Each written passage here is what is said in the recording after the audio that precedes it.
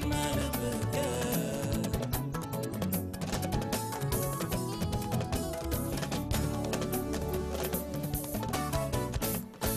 man de su ma yeewu ba ubbi sama bët ba jàkkaarloo sa xaru kanam jël sama loxo daal di koy raay raay sa xaru kanam xale bi kaay jege si ma ubbil sa bët kaay ràngul si man jëlal sa loxo daal di koy raay raay ba ci sama nga xam yow mi laa nopp yow laa xale bi le man maa la bëgg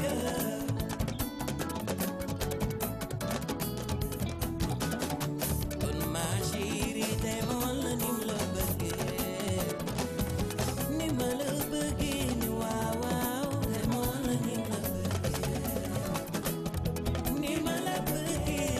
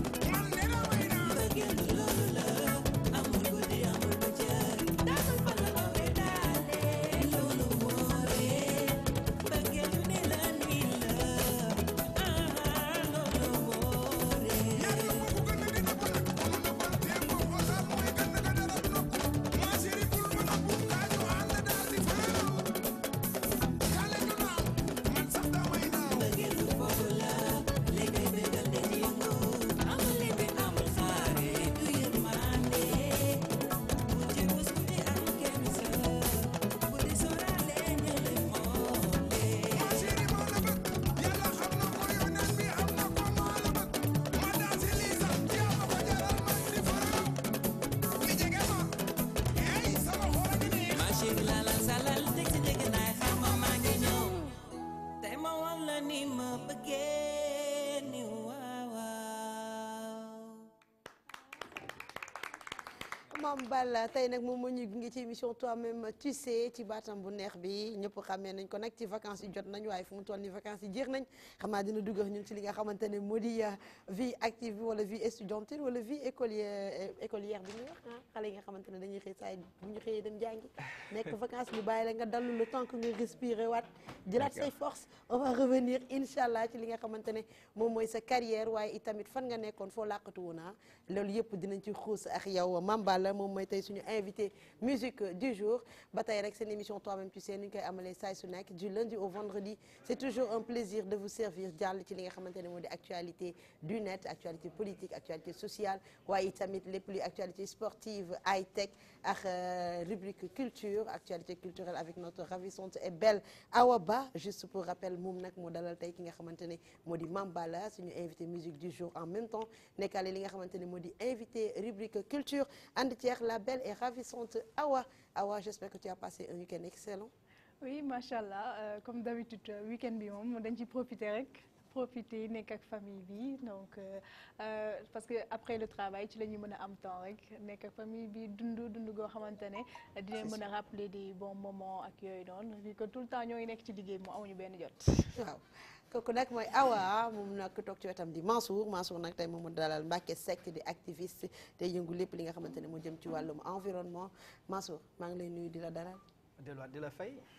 comme sa liggéey da lay tënk ba week-end sax doo ko am mais di nga am dimanche wala nga am dimanche ci guddi. waaw plus parce que ne serait-ce que même le dimanche tout d'abord permettre moom rek ma mën a nuyu mbokku téléspectateurs yi nga xamante ni ñoo ñu gunge saa su nekk parce que ce n'est pas facile aussi que ngay dugg kër jàmbur yi booy dugg doo fëgg wala da ngay fëgg rek dugg ci salon yi dugg ci intimité nit ñi di wax des fois li ngay wax fekk que ni à des millions de Sénégalais ñoo xamante ni peut-être li ngay wax ñoom ñoo la ci ëpp xam-xam pourtant ñu koy dund léeg-léeg muy nekk loo xamante ni nga ciy wax peut-être li ngay wax mu bañ a nekk li ñuy xaar ñoom donc ñu delluwaat rek di leen jaajëfal di leen jéggaluwaat aussi ci lopp loo xamante ni dafa nekk lu jaarul yoon ñu yaakaar ni suñu matadi rek moo waral loolu le bu weesoo loolu nag week-end bi waaw macha allah ci liggéey bi rek xam nga ñun buy nekkee ci waar bi dañ ci suñ xol day sedd tant que ñun ñu ngi liggéey rek suñ xol day sedd te ñi koy defal ñooñu ko jaral muy mbokku téléspectateurs yi looloo tax ñu am ci mbégte dimanche bi moom particulièrement xam nga man dama bëgg làmb particulièrement dama toog di seetaan Aladji Sall Bigué donc ak ñëpp ñu muy àndal équipe technique bi mu àndal demoon fële ca Bargny yaakaar naa mu ñang production moo ko tëggoon donc man su ma seetaanee làmb ak football rek je pense bien que voilà en parlant de football ki nekk sa wet nag mooy yëngu ci lépp li nga xamante ne moo jëm ci wàllum sport fii ci Toi-même tu sais waaye itamit rawatina wàllum football notre international et futur maire borom sport inter wàccee fii Mbaye. oui c'est vrai que ni nu commencé waxee la rek xam nga week-end bi moom su commencé moom da ngay concentré wu ci actualité sportive rawatina actuellement on est tellement gâté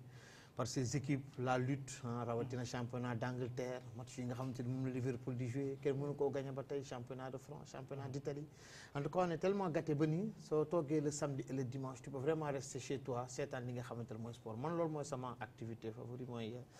seetaan sport en général honnêtement man su ma ko amee je sors pas. Trop classe et très bien habillé Mbaye. Comme d'habitude c'est Mbaye Sène.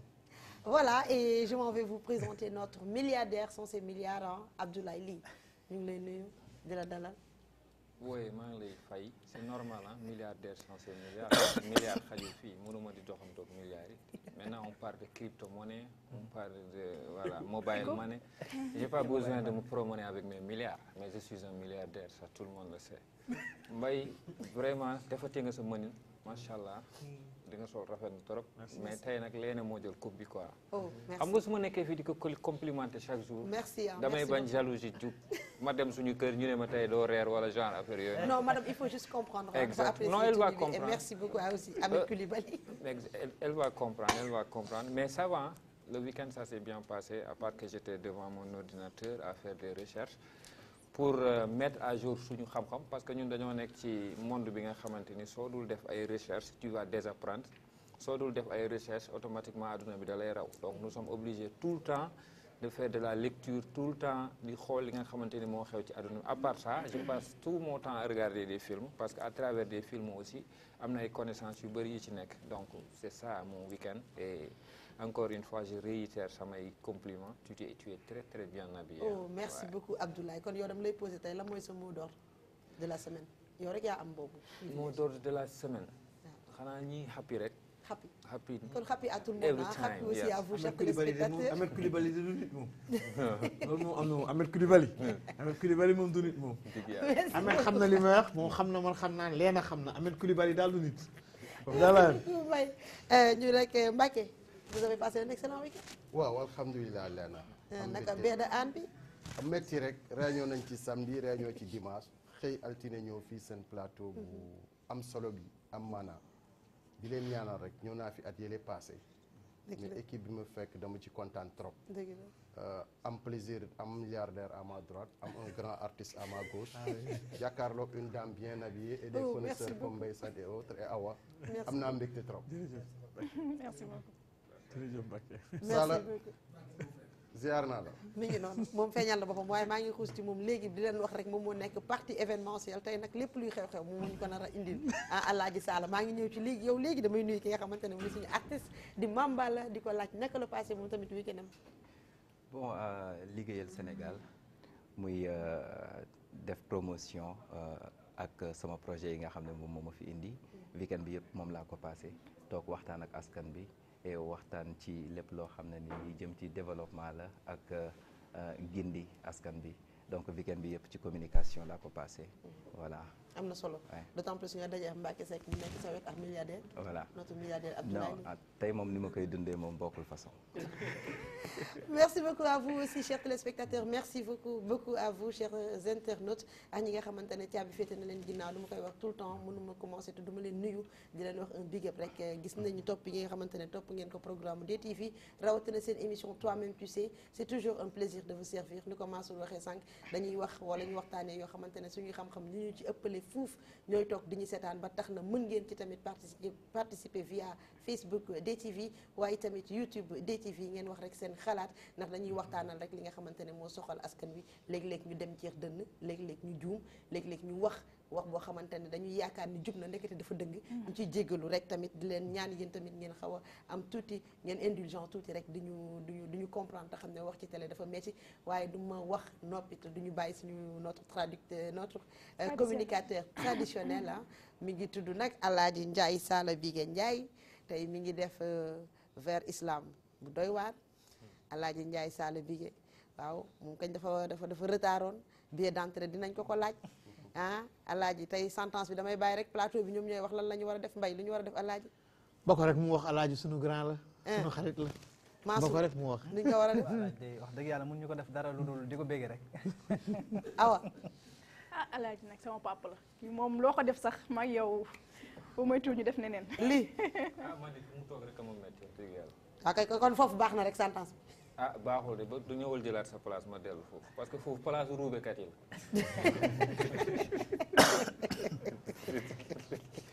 Alaaji ñu ngi lay nuyu. ayca.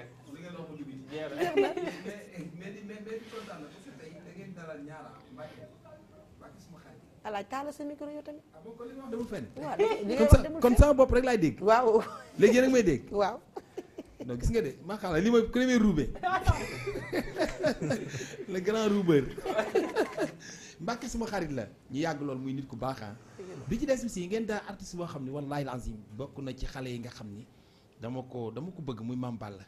sur wooy bi mu woyoon mbëggeel laa et puis ak façon ni muy woyee moom façon woyinam quoi accent gambien bi sénégambien bi tout ça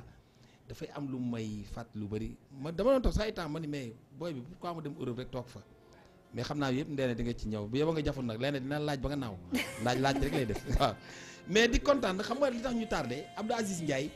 Aziz Ndiaye promoteur xam nga soxnaam dafa wàññeeku bërki démb bon pratiquement nag démb bi ñu ma demee dañu amoon lamb bari ñi jotuma fa dem tey nag toute la journée fa laay yenn même mbay mi woona ma sax démb bëgg fa dem ma ne ko bon yóbbu nañu koor bi di kii après mu jógee dem tu vois et puis nag tey ñu nekkoon fa nag xam nga rek dugg ci biir mbokk moo gën a yomb génn ci ñoo bokk suñu Pikine ñoo bokk suñu Géejawaay et puis muy suñu rak di nit ko baax jabaram ñu xamoon ko muy Mame Binta yàlla na ko yàlla yërëm et puis Sénégal ñëpp daje fa tey ñëpp fa daje te loolu yëpp dara mayewu ko lu dul baax lu waay jënd ci àdduna te jëndoo baax perte nga àdduna mbaax rek moo fi nekk leneen néew fi kon yàlla nañu yàlla suñu borom xiir ci mbaax leneen noonu laa la nuyoo comme sama weekend da nga dañ kumpa weekend bi noonu laa def. merci beaucoup voilà merci beaucoup Alaaji dañuy xuus rek dugg ci li nga xamante ne moo di actualité du net pour rek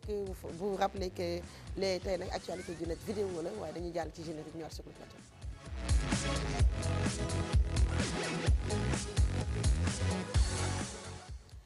njiitum réew mi président Macky Sall Mansour dafa demoon fële ca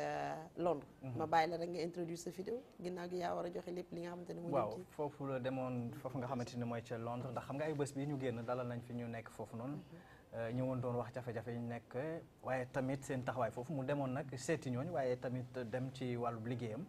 ba mu fa demee nag am fu muy janook sénégalais yi li ci xew dama ci bañ a sori dama bëgg rek ñu dem du côté de la régie ñu seetu élément bi del si waat ci plateau bi.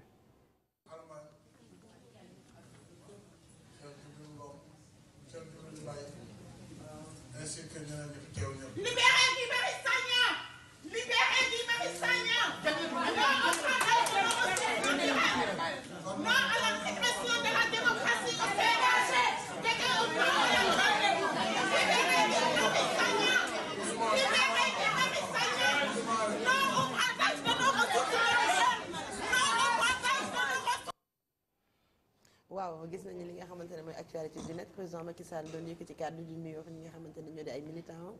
ñu gis benn soxna gu daal di jug rek ne nañu libéré ki nga xamante ne mooy Guy Marius Sagna. Guy Marius Sagna. voilà mu doon loo xamante ni peut-être que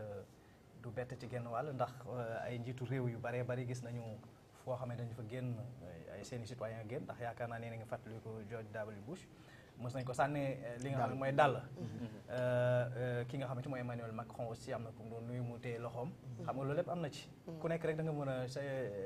de diverses façons yu nit ñi mën a manifester li nga xam ne mooy seen mécontentement mais lii dafa ñëw ci contexte boo xamante ni peut-être taxaw nañ ci taxaw wala def ci benn taxaw seetlu parce que ci week-end bi dañ fi gis ñoo xamante ni defuñu woon lu dul di distribuer ay flyers ñu jàpp leen te yaakaar naa ne nag c'est un président très dangereux au Sénégal suñu demee ba liberté d'expression les libertés individuelles et publiques ñu commencé ko di ko bafouer à ce rythme là war nañ ci mën a taxaw xoolaat parce que le Sénégal a toujours été cité en exemple donc parmi au niveau donc de notre espace en Afrique en tout cas ci dëkk yi nga xamante ni wàllum démocratie sax na fi dàkk maintenant li nga xamante ni ñu ngi koy gis nag ci jamono ji moom ça ne grandit pas le Sénégal distribution ay flyers parce que man taxaw naa laaj naa ci bu ma gisee benn information lu ma ci njëkk a def damay laaj ñi nga xam ne seen xam-xam dafa màcc ci wàll woowu Maître Bamba Cissé ñu bari xam nañ ko avocat la buñ ko laajee li nga xamante ni moom mooy li ñooñu def bañ teg leen loxo ndax ab délit la ndax tey ji dafa am ci arsenal juridique bu Sénégal dafa am luy réprimer loolu le dafa ni moom gisu ko donc bu ñu demee ba nga xam ne ñoom ñooy praticiens yi ak les spécialistes du droit gis que ni loolu amul benn lu ci war a benn ñaawteef bu ci war a mën a nekk mu mujj fii war nañ ko mën a xoolaat buñ ci jógee nañu dem ci cas ki nga xamante mooy Guy Marius Sagna yaakaar naa ni moom ñi mu àndaloon jàpp nañ ci ñaar wala ñett ñoo xamante ni tey génn nañ pourquoi ñu maintenir ko toujours dans les liens de la détention nekk na loo xamante ni aussi lu doy waar la ci dëkk yaakaar naa ni ñipp daal en tout cas li nga xamante ni moom mooy justice li koy symboliser di balance boobule bu dee yemul bu jengee ci benn côté rek bu yàggee dafay indi ay frustration yoo xamante ci dëkk war nañ ko mën a moytu. waaw ci doon li ni mel ni li nga xamante ne day soxal démocratie fii ci Sénégal Abdoulaye Ly yam ci benn waaw effectivement Mansour comme ni mu ko briefé au début c'est tout à fait vrai parce que il m'a même marché sur la langue boo xoolee dëkk yu mel ni bitim réew ñoom ils ont l'habitude di dund genre situation yi gis nañ ñi nga xamante ni dañuy génn enfariner leen parce que loolu moo gën a grave li président bu taxaw di wax wala benn membre du gouvernement di taxaw di wax ñu sotti ko doomu taal wala ñu sotti ko farine c'est pas un problème pourquoi parce que ñoom dañoo xam lan mooy démocratie mais Sénégal toll na fi nga xamante ni jot nañu redéfinir le mot démocratie c'est quoi la démocratie en fait parce que démocratie bi fi nekkoon démb moo fi nekk tey te dañuy dem fu nekk ci àdduna bi naan Sénégal c'est un pays de démocratie et autres pourquoi li daganoon démb commencé nekk problème léegi man je travaille en ville ay temps da nga doon ñëw photo ak garde rouge sans problème kenn du la sonal mais léegi amatoo droit sax traverser rombu palais bi soo rombee dañ la naan jéggil nga jaar beneen côté bi où est le problème dañoo nekk ci dictature wala dañoo nekk ci dëkk bi nga xamante ni dangereux boo xamante ni nit ñi war nañ mën a ñëw di exploser nit ñi ci buntu palais de la République yaakaar naa tollooguñu foofu ñun dañoo nekk un peuple très très pacifique sénégalais amul problème sénégalais bëggul coow bëggul dara bu ñu demee nag ba di ñu pousser à bout ragal naa ñoom ñi nga xamante ni ñoom ñooy interdit yenn manifestation yi ñoom ñoo fi indi genre affaire yi distribuer des flyers mais ñi organiser soirée dañuy distribuer flyers ñi organiser lamb dañuy distribuer flyers où est le problème te dafa am discrimination bu notoire bi nga xamante ni dañ koy gis da ngay gis ñi nga xamante ni ci parti au pouvoir lañ bokk ñu permettre leen ñu def lu leen neex ñu permettre leen ñu organiser ay manifestations ñu permettre leen ñu organiser ay marches ñu permettre leen ñuy baare tali di def lu leen neex là où waxuma la des opposants mais des activistes parce que activiste aussi dafa am dañ leen war a respecter dëkk boo dem ci àdduna bi dafa am activiste loolu il faut ñu nangul leen ko tu vois tey jii c'est une honte pour le Sénégal c'est vraiment une honte ñu dem ba toll fii ay gis nga ay Gabon dañoo dem ba seen palais yi dañ ko bunkeriser te boo waxtaanee ay nit yi nga xamante ni yàgg nañ fa yaroo fa dañ naan affaire yi nii la commencé woon amul laal giri palais bu ñu jógee ci laal giri palais bi après ñu baare koñu palais bi après Dakar Plateau ci boppam lañ naan kenn dootu fa ñëw ci jege dictature noonu lay commencé c'est une dictature rampante il faut nag ñu casser la chaîne même s'il le faut ñu emprisonner Sénégalais yëpp mais distribuer flyers c'est un droit et il faut savoir réclamer ses droits parce que qui ne réclame pas ses droits mérite de les perdre ñun li ñuy dal nii ñëpp daf ñu ko mériter parce que c'est un droit de manifester c'est écrit sur la constitution mais pourquoi bu ñu demee bay manifester ñu jàpp la tëj bu fekkoon ok tout le monde la ñuy jàpp tëj ok y a pas de problème ñu nangu loolu mais xaaj yi ak seen gi la ñu war a bàyyi vraiment c'est une honte lii dafa salte femme bii nii lu mu def c'est pas un problème parce que ñi ëpp maqaama suñu président de la République Donald Trump dañ koy caricaturer aux États-Unis Donald Trump dañuy dem ba ci immeuble am Trump Tower def photo saaga photo wu nii dugal ko ci internet jàpp ñu kenn tëjuñu c'est ça la démocratie te ñoom ñoo gën a am moyen pour traquer nit fekk ko fu mu nekk ñu tëj ko ñun on n'a pas les moyens et on continue à xoxatal ak bundu xatal nit yi il faut qu'on nous libère quand même. merci beaucoup Abdoulaye Awa. waaw ni ñu ko waxee rek noonu la ndaxte tey sax bi ma jotee maître Khoureyssi Ba ak maître Moussa Sarr loolu la ñu wax parce que dañu ne on est dans un pays de démocratie am na yoo xamante ne nit ñi am nañ seen ak yelleef goo xamante ne war nañ ko mën a fësal te duñ leen ci wax dara parce que ku ci mel ni les 15 manifestants ñoom lan la ñu def du distribuer des flyers te dañ doon sensibiliser donc je pense que aujourd'hui ñëw téye leen ba tey jii ñu leen di doog a libérer c'était pas loo xamante ne jaar na yoon am na yoo xamante ne war nañ ko mën a éviter te ku ci mel ni Guy Marius Sagna il a toujours porté le combat des Sénégalais li muy def ak li nga xam moom lay ñaxtu ñu ko ciy téye ne ko ràpp ci kaso bi loolu yëpp Sénégalais yi ak askan wi la fi nekkal te ku ci nekk yow métit gi nga xamante ne yaa ngi koy dund sa biir kër te mënoo ko wax moom la Guy Marius Sagna di génn di ko wax te pourtant famille la am moom tamit dañoo xamante ne soxla nañ ko terewul moom mu ngi génn di exposer boppam te loolu moo koy yóbbu ay kaso ki yu demee noonu je pense que léegi jamono ji sax toll nañ foo xamante ne que ça soit les jeunes wala ñeneen ñu mel ku ci jug tamit di manifester wala nga am nakar goo xamante ne yaa ngi koy dund sa biir kër mënoo ko wax boo génnee wax koy tamit sa droit nga nekk te droit yi actuellement dañu nekk di ko bafouer et c'est vraiment désolant. merci beaucoup Awa Mbacké. waaw jërëjëf Lena c'est une question xëy na bu mu xaw a bett Mansour xam na mais kilifa day tànqamlu day jëlal li ñu yoon may nañu bàyyi citoyen yi ñu def ko mbir mi fan la xewee London dafa am béréb bu nga xam ni képp ku am lu la naqari ci reen bi wala ci Angleterre bés bu ne am nga sañ-sañu dem jooy ko fa tous les jours am nañu fay xëy di naqarlu dara ci seen dëkk ñun Sénégal suñu dëkk war na yegg foofu aussi. pourtant foofu royaume li mu wax am na solo waruñu bàyyi suñuy liberté li ñu constitution may charte réew mi li mu ñu may waruñu may benn sénégalais fut-il le président de la république mu koy rocci ndànk-ndànk parce que loolu moo ñu tënk ñëpp dañ ci war a tënku d'accord ma am nit yu am sañ-sañu joxe flyers wala def manifestation fu mu leen neexee ak nu mu leen neexee mu am yeneen sénégalais yu amul sañ-sañ yooyu mooy andi dérive yi yàlla may na moo tukki ci réew yu bari li amoon Sénégal amul ci dëkk yooyu ni yeneen dëkk yi boo laajtee fu seen palais présidentiel nekk rek dañuy daw waxuma la tontu la sax mais dañuy daw ils ont peur ñun yàlla daf ñu may ñuy dund ak suñuy autorité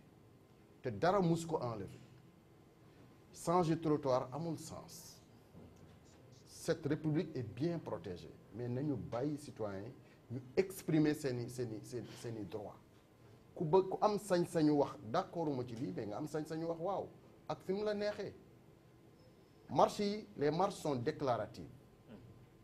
amul autorisation préfet amul autorisation de l'autorité da ngay wax damay def marche bés sangam ñu xool ndax foofu dina perturber circulation wala war na am danger mais fitna bi am ci organiser marche dafa doy waar te nit ñi bu ñuy denc li leen metti dafay andi situation d'extrême yi parce que Guy Marius Sagna li ñu ko jàppee ay militants Guédiawaye defoon nañu ko kenn jàpp leen distribuer flyers ba Sénégal di dakk ad vitam aeternam les Sénégalais vont distribuer des flyers bu ñu mënee jàpp ñu jël stade Léopold Sédar Senghor def ko prison parce que on va en distribuer man politique la activiste la homme culturel la sportif la mais dañu dëkk ci distribuer flyers kenn mënu ko bañ c'est des moyens de communication qui sont à notre portée et qui sont à moindre coût pour l'ensemble des personnes qui ont des organisations à faire donc daal il faudrait que notre police et notre gendarmerie intelligence bi Nations Unies gis ci ñoom ba def leen les gendarmes du monde def leen la police des polices fu am conflit ci àddina bi ñu ñëw jël ci police Sénégal yóbbu leen fa il faut que cette police là cette intelligence dans l'action et dans les actes police boobu continuer ko am loo nekk homme de loi buñ la santee lu jàkkoor lu dëppoowul ak constitution bi yow nga am war a am sañ-sañ wax Mansour li nga ma sant constitution bi mayewu ko il faut ñu yegg foofu parce que Amérique foofu la ñu toll. président ba xam na ni bu jëlee sens interdit mën nañ ko takkal lam yi. tous les citoyens américains savent que am na fooy jéggi yoon takk lam yi dina la war. mais fii am na fooy toll li ngay njëkk a wax rek fëgg dënn xanaa mooy xamoo may kan. xanaa xamoo may kan mel ni am na lu jomb ci man daal loi bi dafa war a yemale jabaru général ak doomu xalif général. ñëpp nekk benn ku def lu jubadi ñu teg la fi ñuy teg ko jubadi ku def lu ñu war a encourager ñu encourager la. force de l'ordre yi gis nañ ñu siy décorer mais ñun daal nañ ñu dimbali ñoom ñooy obéir à des ordres bêtes qui n'ont qu'un soubassement politique ñoom ñoo koy obéir mais ñoom il faut que loolu Nations Unies gis ci ñoom ñu respecté ko. am na solo merci beaucoup Mbacké Seck notre international. dama yaakaar ne su fekkante ne distribuer flyers moo tax ñu jàpp ñii kon de dinañ jàpp ñëpp ndaxte kuy tijji sa magasin sax def flyers de kuy def boutique bu bees def flyers kuy def manifestation de flyers tey Mame Balla mii su doon ñëwaat Sénégal di génne album bu bees dina ko def ci ay flyers ñu distribuer ko xam nga y a des trucs yoo xamante ne ay détails la am na yenn yoo xamante ne dafa baax tellement ba waruñ ci sax dégg li nga xamante ne moom mooy état gis nga kilifa ku miin say wax yëpp la ku miin sa xuloo xam fa mu lay jaar patt c'est une arme redoutable ne tekk rek soo nee tekk rek c'est une arme redoutable xam nga tey suñ ñëwee ci le cas de ñoom Fou Malade ñi nga xamante ni jàpp nañ leen ci ay distribuer ay flyers teg leen fa 2 jours gis nga am na ñoo xamante ne am nañ ay mbokk il ne faudrait pas qu'on pousse les gens à riposter parce que tey ñoom dañuy alerter population bi sax ne mii lu terre à terre yi lañ jàppee nii ñoom ñooy conscientiser population bi sax à ce que sax ñu def grève tey am na suñu bàyyi woon ñooñu ñu distribuer seen ay flyers ñii tal nañ leneen actuellement weer wi sori na te dëkk bi ñàkk na xaalis ñii duñ dem tal ay dem marché ay affaire Sénégal ak affaire yooyu parce que seen bopp leneen moo ci nekk mais dina tax ba nit ñi suñ ko kii waloon sa gën waaye dañoo jàpp ñu distribuer flyers waaye dañuy dem distribuer ji flyers ñun tamit dinañ indi benn problème benn il faudrait que ñuy jëllale di dang xam lu yenn yi surtout kilifa te yenn yi ay détails la ñaareel bi mais lii du femme bi rek moo ko njëkkee suñ dee seet suñu président gis nga daal man dama gis coppi collé wu régime sortant ak régime bi Jules Diop def na ko Abdoulaye Wade États-Unis def na ko Jules Diop def na ko Abdoulaye Wade États-Unis Souleymane Jules Diop la femme def na ko et quand tey ci suba bi ma déggee benn autorité ku sori nag ci li nga xamante ne moom mooy Benno Bokk APR sax laay wax et en plus c'est un député nekk sori lool ci dëkk Thiès je préfère ne pas dire le nom mais su demee ba ne woy lii du dara ça montre encore la démocratie nangam ak sàngam mais dañuy jël li ñu war a war ko wax Sénégalais yi loo xamante ni suñ ko déggee dina nekk luy dalal nit ñi en fait dama seetlu ni dañoo nekk di kokkali ak di cokkaasaate gis nga àddina bu la yàlla may doole rek nga koy jaayaate doole day tourné de ku newoon régime Abdoulaye Wade ñoom Farba Senghor ñoom Souleymane Ndéné Ndiaye ku la newoon ñoom Ousmane Ngom ku la newoon di ngeen ñàkk doole ba daw delluwaat pour bañ ñu indi leen ay problème duñ ko gëm gis nga tey yow la ëllëg sa morom il faudrait que ñu xam ko tey yow la ëllëg sa morom te yàlla mooy maye nguur te moom moo koy jël si munoo cee agrippé ba sa xol sedd ku yebu fu saala bi nga jóge léegi fii muy jabaru Abdoul Aziz Ndiaye boobu ñu koy jaale au passage ku ko newoon du fekke tey lëndi du ko gëm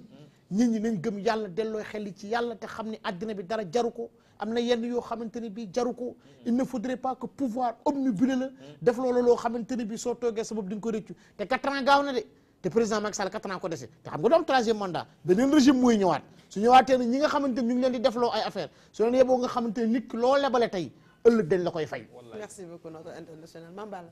ñoom ci ban gis-gis. waaw man damay wax ci côté ana Sénégal bi ñu doon ndamoo Sénégal bi nga xam ne nii moom lañ doon tiitaroo te lépp basé woon ci mbëggeel lépp basé woon ci dal lépp basé woon ci xam fi ñu bokk xam fan la ñu jóge ak yërmande parce que tey su fekkee ne yow mi nga xam ne yaay homme de tenue bi man su ma tiitee jàq ci yow laa war a daw làqatu war a am yaakaar ci ne di nga ma wàllu su dee ne yow yaa may xokkatal ëllëg su ma amee njàkkare fan lay jëm lu mat a bàyyi xel la mooy que ne faaw ñu dawal yërmande ci suñu biir et je pense que su fekkee ne da ngaa jiite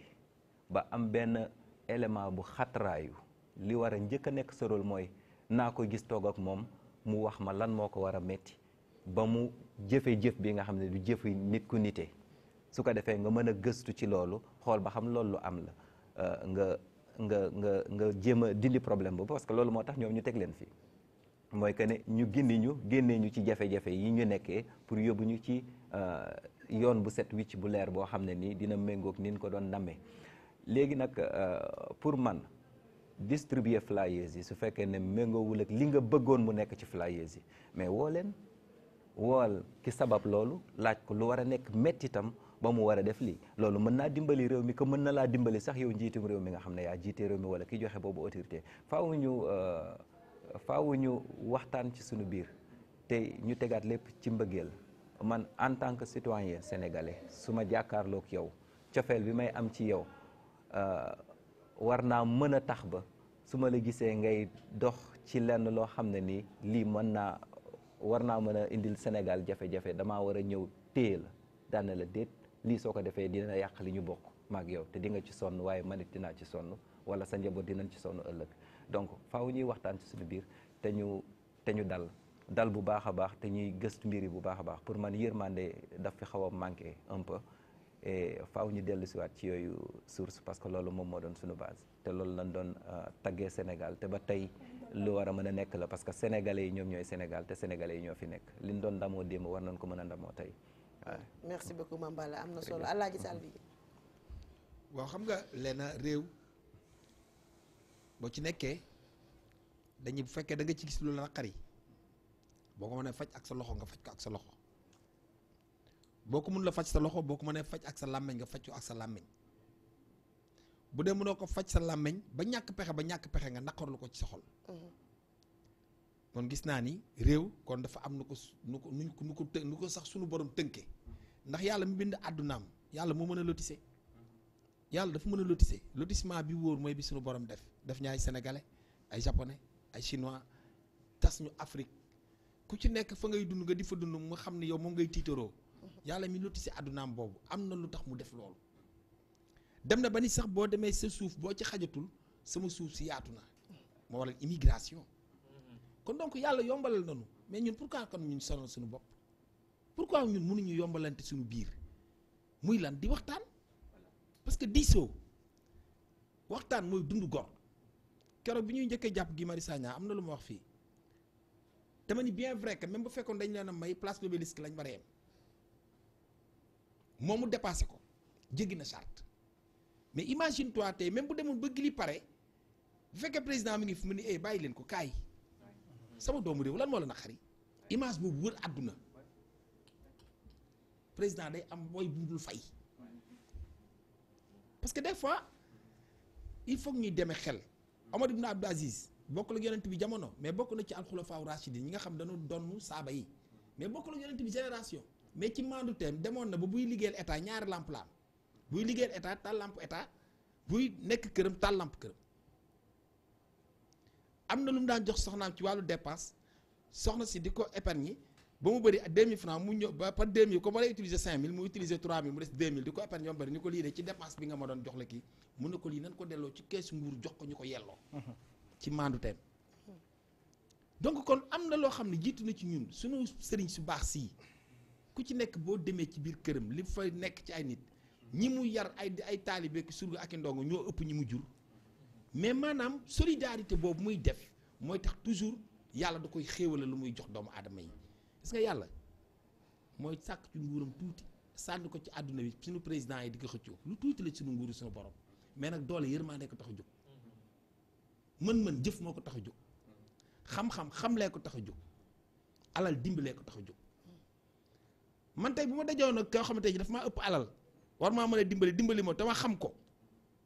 xam ko mu xam ni kii war na maa mën a dimbali te dimbali moo te am na ko bu ñu tasee ci mbooloo bu fa benn 16 nekk dama koy njëkkanteeg moom bu ci naree toog sama fël 16 moomu daanu dama koy defanteeg moom ma saf kon ki la jiite da nga wut dafa war a am nu mu war a mel ki la jiite na la yërëm ndax boo jiitoo rek yow am nga ndam te toujours dama naan président Macky Sall dafa am loo xam ni président yu bëri jaar nañ fi te amuñu ko moom lu mu jaar ci nguuru Abdoulaye Wade directeur Petrosen ministre de l'intérieur président assemblée nationale premier ministre yaakaar naa ne gouverneur waru ko jaaxal mais nag entourage bi lay wër toujours ñoo lay mettre en mal ak nit ñi donc kon laaj na li Mame Balla wax léegi waxtaan les conseils ministres yi ñuy def pour dama yaakaar ne bu ne semaine bi de askan wi liy naqari na leen doonoo war a concentré wu ci loolu xool li naqari askan wi lan la ñu jubli ci loolu mais fipp yi ñuy kii nii xeet nii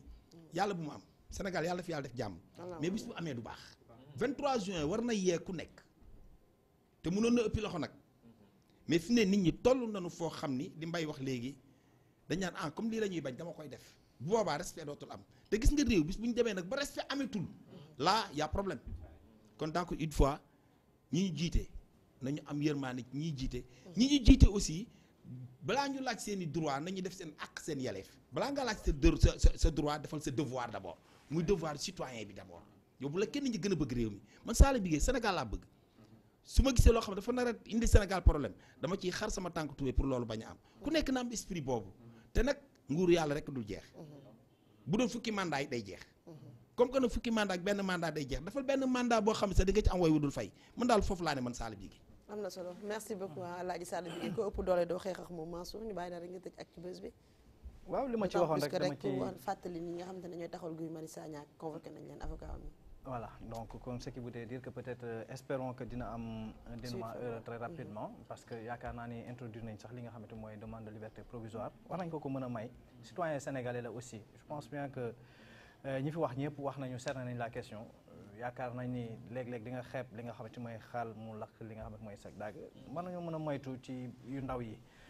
Tunisie ak yeneen dëkk yi yaakaar naa le Maghreb doon war nañoo doy exemple nit ñi li fa yëngal indi fa révolution yi tas fay daanaka président mburu la dem moo ne donc doon benn détail bu tuuti des fois mooy indi ci dëkk ba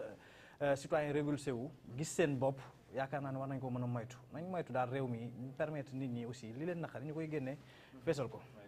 dëgg la am na solo Mansour dama lay bàyyi rek nga xuus li nga xamante ne moo di actualité politique et sociale ñu ànd ceex Mbacké Seck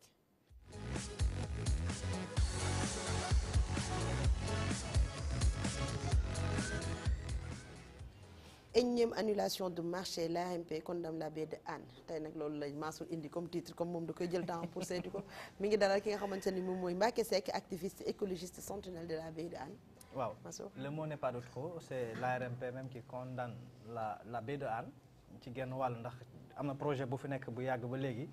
ñu ni woon dañuy mën a fexe nan lañ mën a taxawee tey ji ba def li nga xam ne mooy dépollution de la baie de Hann ay at ba léegi bu ñu toogee saa suñu demee rek ba ñi nga xamante ñoo bàyyi ko ci gox boobu yaakaaree ni que ni egg nañu projet bi dina am mise en œuvre ñu gis am na lu koy ñëw yàq Mbacké un peu par rapport ak beneen annulation bi nga xamante ni ARMP def na ko ci marché boobu nga xamante nag joxoon nañ ko jox benn entreprise allemande pour mu mën a exécuter li nga xam mooy travaux bi ngeen yëgee loolu lan la leen def ci yéen ci lu njëkk. waaw njàq ak tiir ak déception parce que dañu wax ko ndobin rey sa maam boo gisee lu ñuul da ngay daw. projet baie de Hann ci fàttali 2002 la population bi jóg wax gouvernement Sénégal population bi moo jóg donc une demande sociale communautaire pour wax ni li nekk tefesu Yarax jaadootu gouvernement bi am dégg-dégg depuis temps Ablaye Wade parce que premier conseil interministériel sur la baie de Hann ñu ngi ko def le 19 février 2002 président Macky Sall bi mu ñëwee en 2012 Abdoul Mbaye premier ministre def na conseil interministériel Mimi Touré def na conseil interministériel président dem na Diourbel conseil interprésidentiel wax si ñëwaat Dakar waxaat si donc juróomi yoon gouvernement Macky Sall prononcé wu na ci lu defar tefesu Yarax defar bi dafa jaadu parce que lu am tefesu Yarax ñëpp dañu ragal choléra feebar bu mucc ayib la mais épidémie choléra bi mujjee Sénégal mu ngi juddoo fii ci gannaaw pont Colobane ci canal bi nga xam ni mooy yóbbu mbalit mi ak ndox mu bon mi baie de Hann daanaka mën nañu wax ci baie de Hann bi la juddoo dernière épidémie de choléra soo demee ci centre de santé baie de Hann yi muy Yaraax muy Thiaroye muy Mbao ñetti xeetu feebar moo facile pour ñëpp a dëkk jot ko feebaru sëqat heureusement leen sëqataguma bi ma ñëwee ba fii xale yi dañuy asthmatique man sama doom bi juddoo Yaraax dafa asthmatique mais su ma yeneen doom yi juddee fa am dara joxe leen macha allah bëri na ñu fa sëy si mbay wàllu ma la ko dee dafa tombé donc pour dire rek que ñetti xeetu feebar day jàpp ñu fay dëkk feebaru sëqat maladie respiratoire maladie diarrhéique wax naa feebar bi nga xam ne fa la mujjee ak maladie dermatologique waga beek wakkatu bi ñiy dund loolu problème de santé publique la chômage bi metti fa parce que usines yi dañu tëj damay wax souvent man bi ma amee bac dama dem liggéey usine jën sama yaay doon jaay jën sama mag di liggéey ci usine ba falaa liggéey ba am lu ma inscrire université usine boobu boo fa demee tey mboq lañ fay denc usine bi dàqoon defar boîte de thon ci Sénégal ak Afrique boo fa demee tey pâte alimentaire spaghetti ak tagliatelle lañ fay defar donc ay pâte alimentaire la ñuy def ci usines yooyu ña fa doon liggéey am nañu chômage bi am na moolu tey ñun bi ñuy nekk xale soo mbaalee da ngay jàpp juróom-ñaari fan pour nga génne jën bi nekk ci biir mbaal mi nga mën ko génne tey xale yi ñooy mbaal yi ba Sierra Leone ak Guinée juróom benni fan la ñuy daw ci géej gi pour dem Guinée juróom benni fan yooyu boo ko tàllalee nii da ngay yegg Espagne donc pollution bi ak ñàkk jën bi cause immigration clandestine la ak xale yi ni ñuy deelee caaro yi moo ëpp ñu dee ci immigration bref c'est important nga xam lan mooy pollution bi ak conséquences yi balaa nga xam li ARMP defaat naka la ñu mettee ñu des sax bala ñuy dugg ci li ARMP def ni mu leen mettee ak fi mu leen toll gis nañu tey ji li nga xamante mooy baie de Hann bu peut-être xar kanamam bu demee ba gën a ñaaw ba doy waar ci par rapport ak baie yi nga xamante ñoo nekk ci biir dëkk bi en tout cas ci Sénégal wala sax ci bitim réew bokk na ci tey ji li nga xamante mooy ay industrie rawatina nag li nga xamante ni mooy ay manufacture ak yëpp ñu bari jàpp que ni la fay sotti tey ji léegi ci ñaawteef dafa dem tay ba jéggi dayo tout à fait xam nga Afrique de l'Ouest dañuy wax première usine yi nekk Afrique de l'Ouest parce que il faut ñuy wax passé toujours ci baie de Hann bi lañ ko samp ñu waxaat ñu ci taarix que gouverneur AOF bi ni ñëpp di demee week-end Saly bu njëkk la gouverneur de l'AOF bi mu nekkee fii baie de Hann lay ñëw week-end donc suuf si rafetoon na weex tàll koko yi bari ndox ma leer mu bari jën neex a fay doo la donc loolu moo amoon tefesu Yarax bu njëkk tey fii ngeen nekk nii seen eau usée mu nga jëm baie de Hann soo jëmee marché HLM di nga gis fi ndox mi di traverser autoroute bi traverser chemin de fer dugg canal 6 dem baie de Hann donc HLM 1 ba 6 toute leur eau usée mu ngi jëm baie de Hann sakkantuma quartier spontané yi nga xam ni moom la ñuy woowee ay cité imbécile ak yooyu seen mbalit dañ koy sotti ci canal 6 bi mu jubal baie de Hann bu tawee boo demee xaar yàlla ak gannaaw CTO le grand bassin bi ngay gis foofu bu yeggee benn niveau day basculer wu vers la baie de Hann sans traitement donc mun nga compter ñaar fukki canalisation ak benn yu nga xam ne ndox mu tilim lay jël di ko sotti directement baie de Hann mbalit mi nag soog a ñëw sans traitement te loolu code de l'environnement dans plusieurs dispositions daf ko tere loi bi daf ko tere totalement mais amuñu pexe parce que ONAS système d'assainissement bi nit ñi dañ ko dépassé nit ñi dañoo yokk système bi màgget ensuite ñu am ay mauvaises pratiques sànni ay bopp xar ci canalisation sànni fa tapis sànni fa saaku ceeb ak mbuusu ndox yi ak kaasu café lépp dafay fatt canalisation mais bu tawee loolu yëpp géej la jëm géej du ko téye daf koy suul ba mu neex ko mu sulli ko séddaliwaat ñu ko moo tax boo ñëwee tey baie de Hann loo xool day nekk ay plastique ak ay pneu sàkkantumaak nag waak mooy genre ñax bu wert boobu nga xam ni géej gi moo koy génneel boppam muy nëb te suy nëb dafay consommer oxygène bi nga xam ne mu ngi ci biir ndox mi parce que géeju Yarax ak Caaroy fa la jën yi bu ñu juddoon fa la ñuy toog comme géej gi dafa dal melul ni Géejawaay melul ni Yoof melul ni Cambérène géej gi dafa dal fa la jën yu ndaw yi doon toog ba màgg soog a dem biir géej donc nag waag boobu buy nëb oxygène bi nekk ci ndox mi daf koy yóbbaale ba jën yu ndaw yi dootuñu mën a nooyi dañuy dee ñun bi ñuy nekk xale da nga doon gis chalutier yi mooy bateau yi napp jën yu sew yi fa la ñuy nappee jën wu sew dem sànni ko mais sama doom xamul luy chalutier parce que ñëwatuñu donc pollution bi loolu la fa andi feebarloo nit ñi yokk chômage bi kenn mënul sangu ci géej gi kenn sax mënatu ko xool. buñ diggee léegi ci li nga xamante ni mooy annulation deuxième du genre su ma juumulee bu ARMP jëm ci ñu bari dañoo jàpp peut-être est-ce que du ci genn wàll ONAS moom moo maîtriser wul li nga xamante mooy procédure de passation de marché. passation de marché dafa nekk liggéey bu technique. entreprise publique yëpp dañuy am commission de passation des marchés ay nit ñu nga xam ni dañoo jàng seen xam-xam màcc ci wàllu passation des marchés ñuy saytu loolu ARMP lu jaadu la ci dëkk bi su amuloon guerre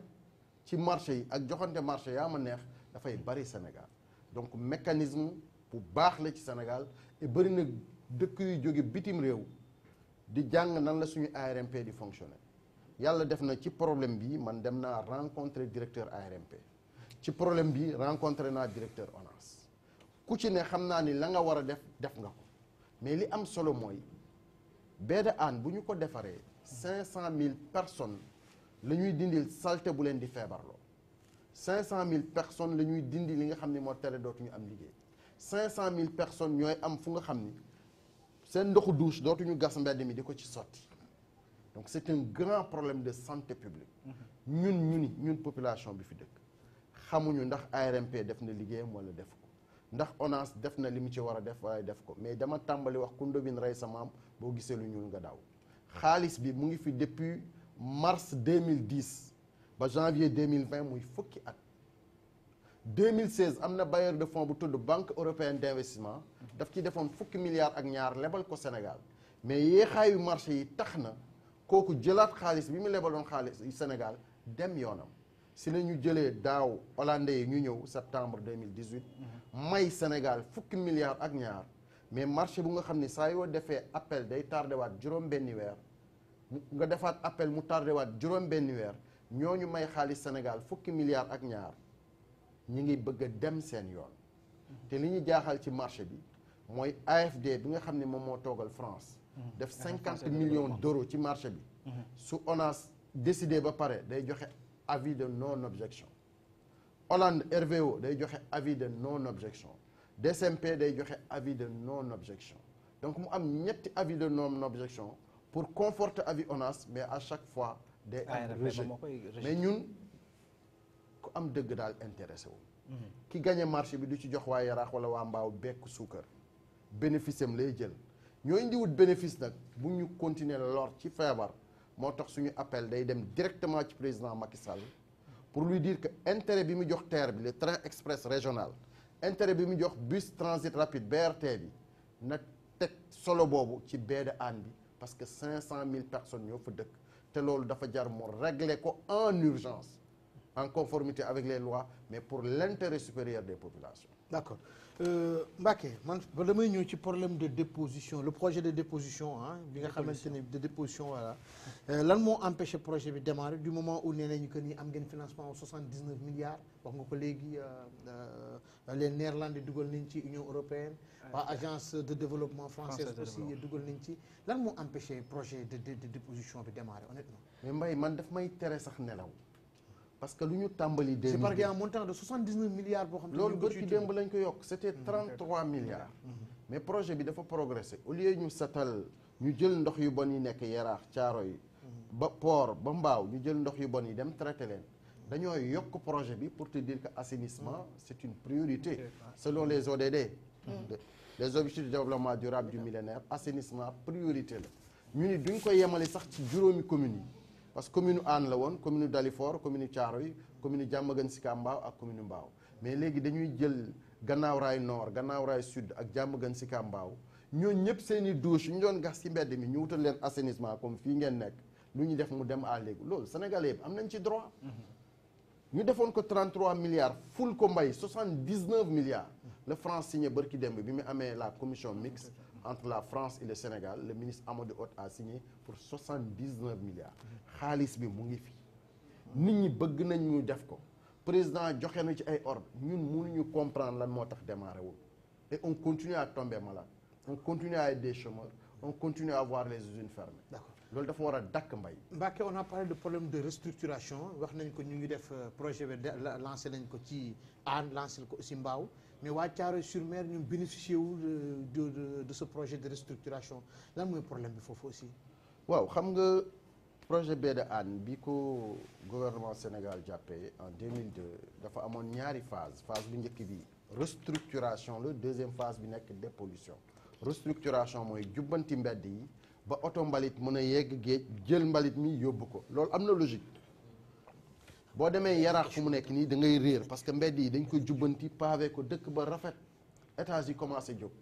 soo demee Mbaaw fi ñu Petit Mbaaw ñoom tam dañ koy restructurer def lu mel noonu may nit ñi ñu seen kër am valeur ñu am titre foncier lu mel noonu dañ si tëb caaro yi mais ñun communauté bi ñun waa Mbaaw ak waa Yaraax dañuy wax gouvernement bi mënu leen defar bopp defar genn bàyyi digg bi loolu moo tax ñuy inviter gouvernement du Sénégal à ce que mu élargir le projet de restructuration au village de Thiaroye-sur-Mer parce que Yaraax Thiaroye Mbao Petit Mbao Mbatal ñoo bokk atte ay dëkk nappkat lañu population yi fa nekk ne sont pas très aisés pour ne pas dire il y a beaucoup de pauvreté usines yi fa nekk di yàq ñoo bokk même aire géographique nous vivons les mêmes réalités ruq yu sew yi kër yu amul douche yi ñuy vidé ci mbedd mi feebar bu yomb bi donc ñun dañu bëgg c'est une demande sociale forte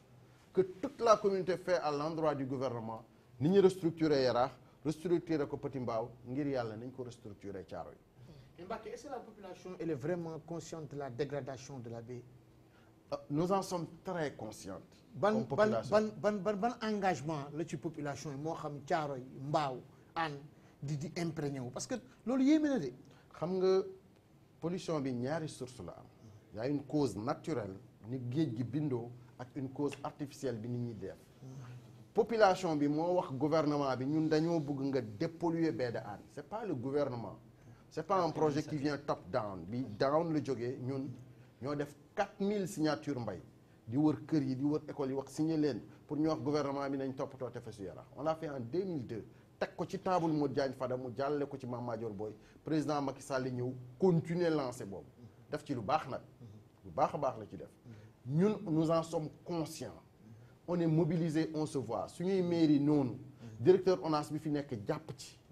projet bi dañu ko approprié wu totalement. mais les collectivités locales dans tout ça les collectivités locales dans tout ça. maires yi ñetti maires yi bind nañu président de la République pour lui dire mu recevoir leen pour que projet bi démarrer parce que bu projet bi démarrer waxuma la Hann ak Thiaroye ak Mbao mais c'est toute la partie sud de Dakar mooy changer xar kanam. soo bëggoon sangu tey looy dem plage BCEAO nga jëm wala Guédiawaye toog di xool géej gi tu n'oses même pas y entrer man mën naa fay mais ñamewuma sangu Guédiawaye parce que sama fit mayu ma ko. alors que Yaraax ndox mi dafa dal comme un lac. vous voyez les images c'est comme un lac dafa dal moo gën a dal sax Voile d'Or moo tax bu amee tempête gaal yi nekk Bargny dañuy ñëw làqutu ci Yaraax parce que c'est un port naturel amul vague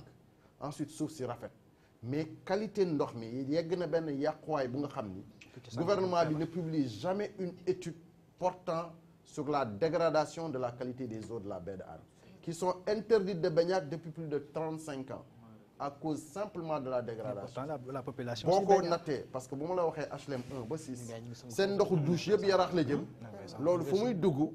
ça se dégrade. y compris la pollution des entreprises aussi tamit est-ce que duñ ci wax parce que am na ci pàcc bu rëy bu ñu newee baie de Hann moo nekkoon deuxième baie bu gën a màgg ci àdduna raw ginnaaw Rio ci Afrique xëcc tourisme dugal koom-koom ci réew mi léegi gis nañu loolu noonu yëpp dafay indi jafe-jafe ci gouvernement bi léegi ban façon ngeen xamante ne parce que ginnaaw ne nañu am nañu ay site internet yu publie chaque jour état bi nga xamante ne moom la baie de Hann am via les réseaux sociaux di ci wax seen i commentaires et tout ban pàcc ngeen gën a mën a teg seen loxo pour joxoñ baaraam tuuma ginnaaw li nga xamante ne mooy les choses naturelles ndaw yeex taw yeex yooyu mais entreprise yi nga xamante ne ñoo sosu làqatu ci ginnaaw baie de Hann 60% du tissu industriel national du Sénégal téeméer boo jël juróom-benn fukk yi ñun ci baie de Hann bi diggante port ak Mbao am nañu fi xeeti usines yëpp raffinerie yu mag bi ICS bi defar engrais ak ammoniac ba ci usines yi defar ay mbuusu ndox lépp la ñu am mais ñooñu ñu si ëpp seen ndox mu bon dañuy def li ñuy woowee branchement clandestin dañu jël canal bu mel ni canal 6 bi ñuy wane ñu jël seen tuyau 20 mètres 30 mètres bënn ko def fa sans contrôle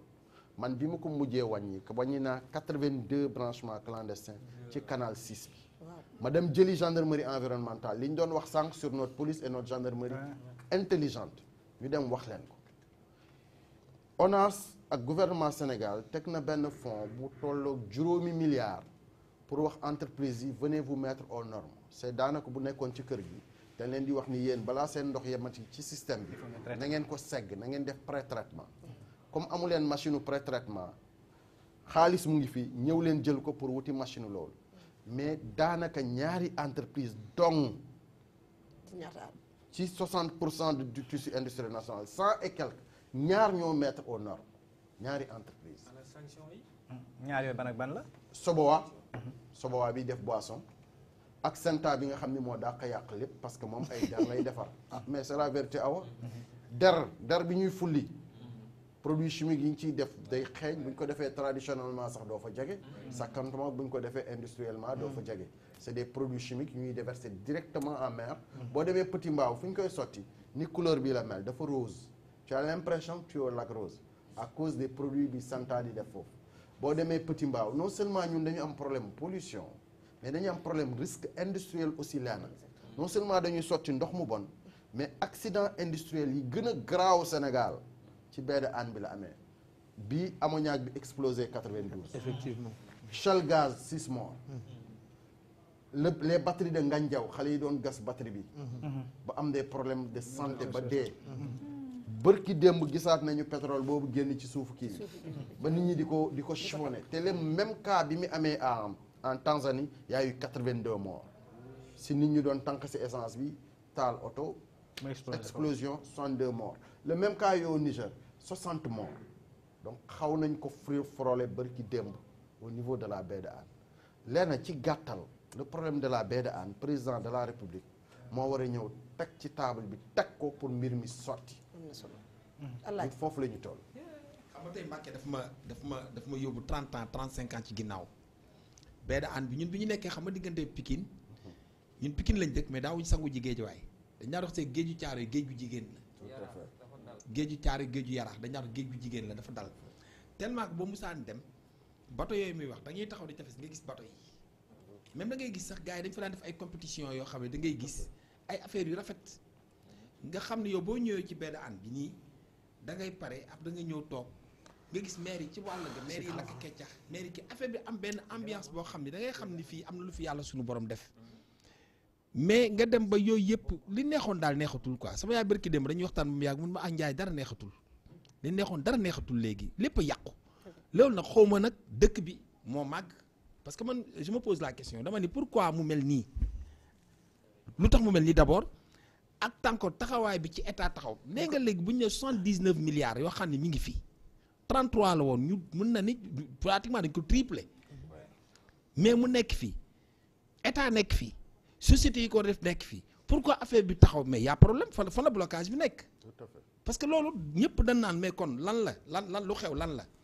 bi ci des loolu ñun bi ñu nekkee xale mooy affaire yu weex yooyu dañu daan wax salaatu géej moo lañu ko daan wax sax ñun. da nga naan sangoo pare nga gis tuuti nga ci gis bu ñu ko mosaan a gis sax dafay raar ñun ba ñu koy jël yóbbu ko tefes gi teg ko di ci def ay jeu xale mais bu ñu demee ba léegi loolu yàq géej gi géeju caaro kenn mënatu fa sangu géeju yaraax kenn mënatu fa sangu boo fa taxawee odeur bi lay xeeñ da nga naan ñii nan naka la ñu mën a noyyee lii effectivement ay feebaru sëqët moo fa am nit ñi sax na ma yàlla baal la ma tooñ sama benn cousin bu fa dëkk sama cousin la ma ne ko yéen yàlla yarax da ngeen di ñaaw parce que seen fi ngeen nekk police moo leen jàpp yéen ñëpp li da ngeen di lëndëm ñaaw léegi nag loolu bu ñu nee xaalis mi ngi fi état mi nga xam ni waa ONAS ak ñoom ñëpp mën nañu état moo tënk ñëpp te ñu war koo def lu tax defuñu ko kon am na problème d'abord les maires yi seen taxawaay ci communes yi lan la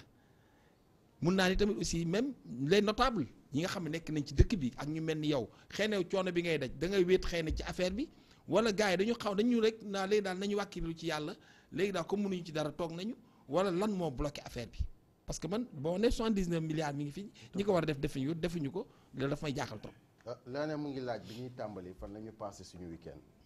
dimanche frères yu Thiaroye yi les notables de Thiaroye yi dañuy réunion chaque dimanche dernier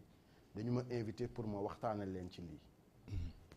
ba ma jógee foofu yaraax laa dem nit ñi ñu nga fees dell ci mairie ba di réunion ci mbir mi c'est-à-dire ñun dañoo impuissant dañoo ñàkk pexe dañoo jaaxle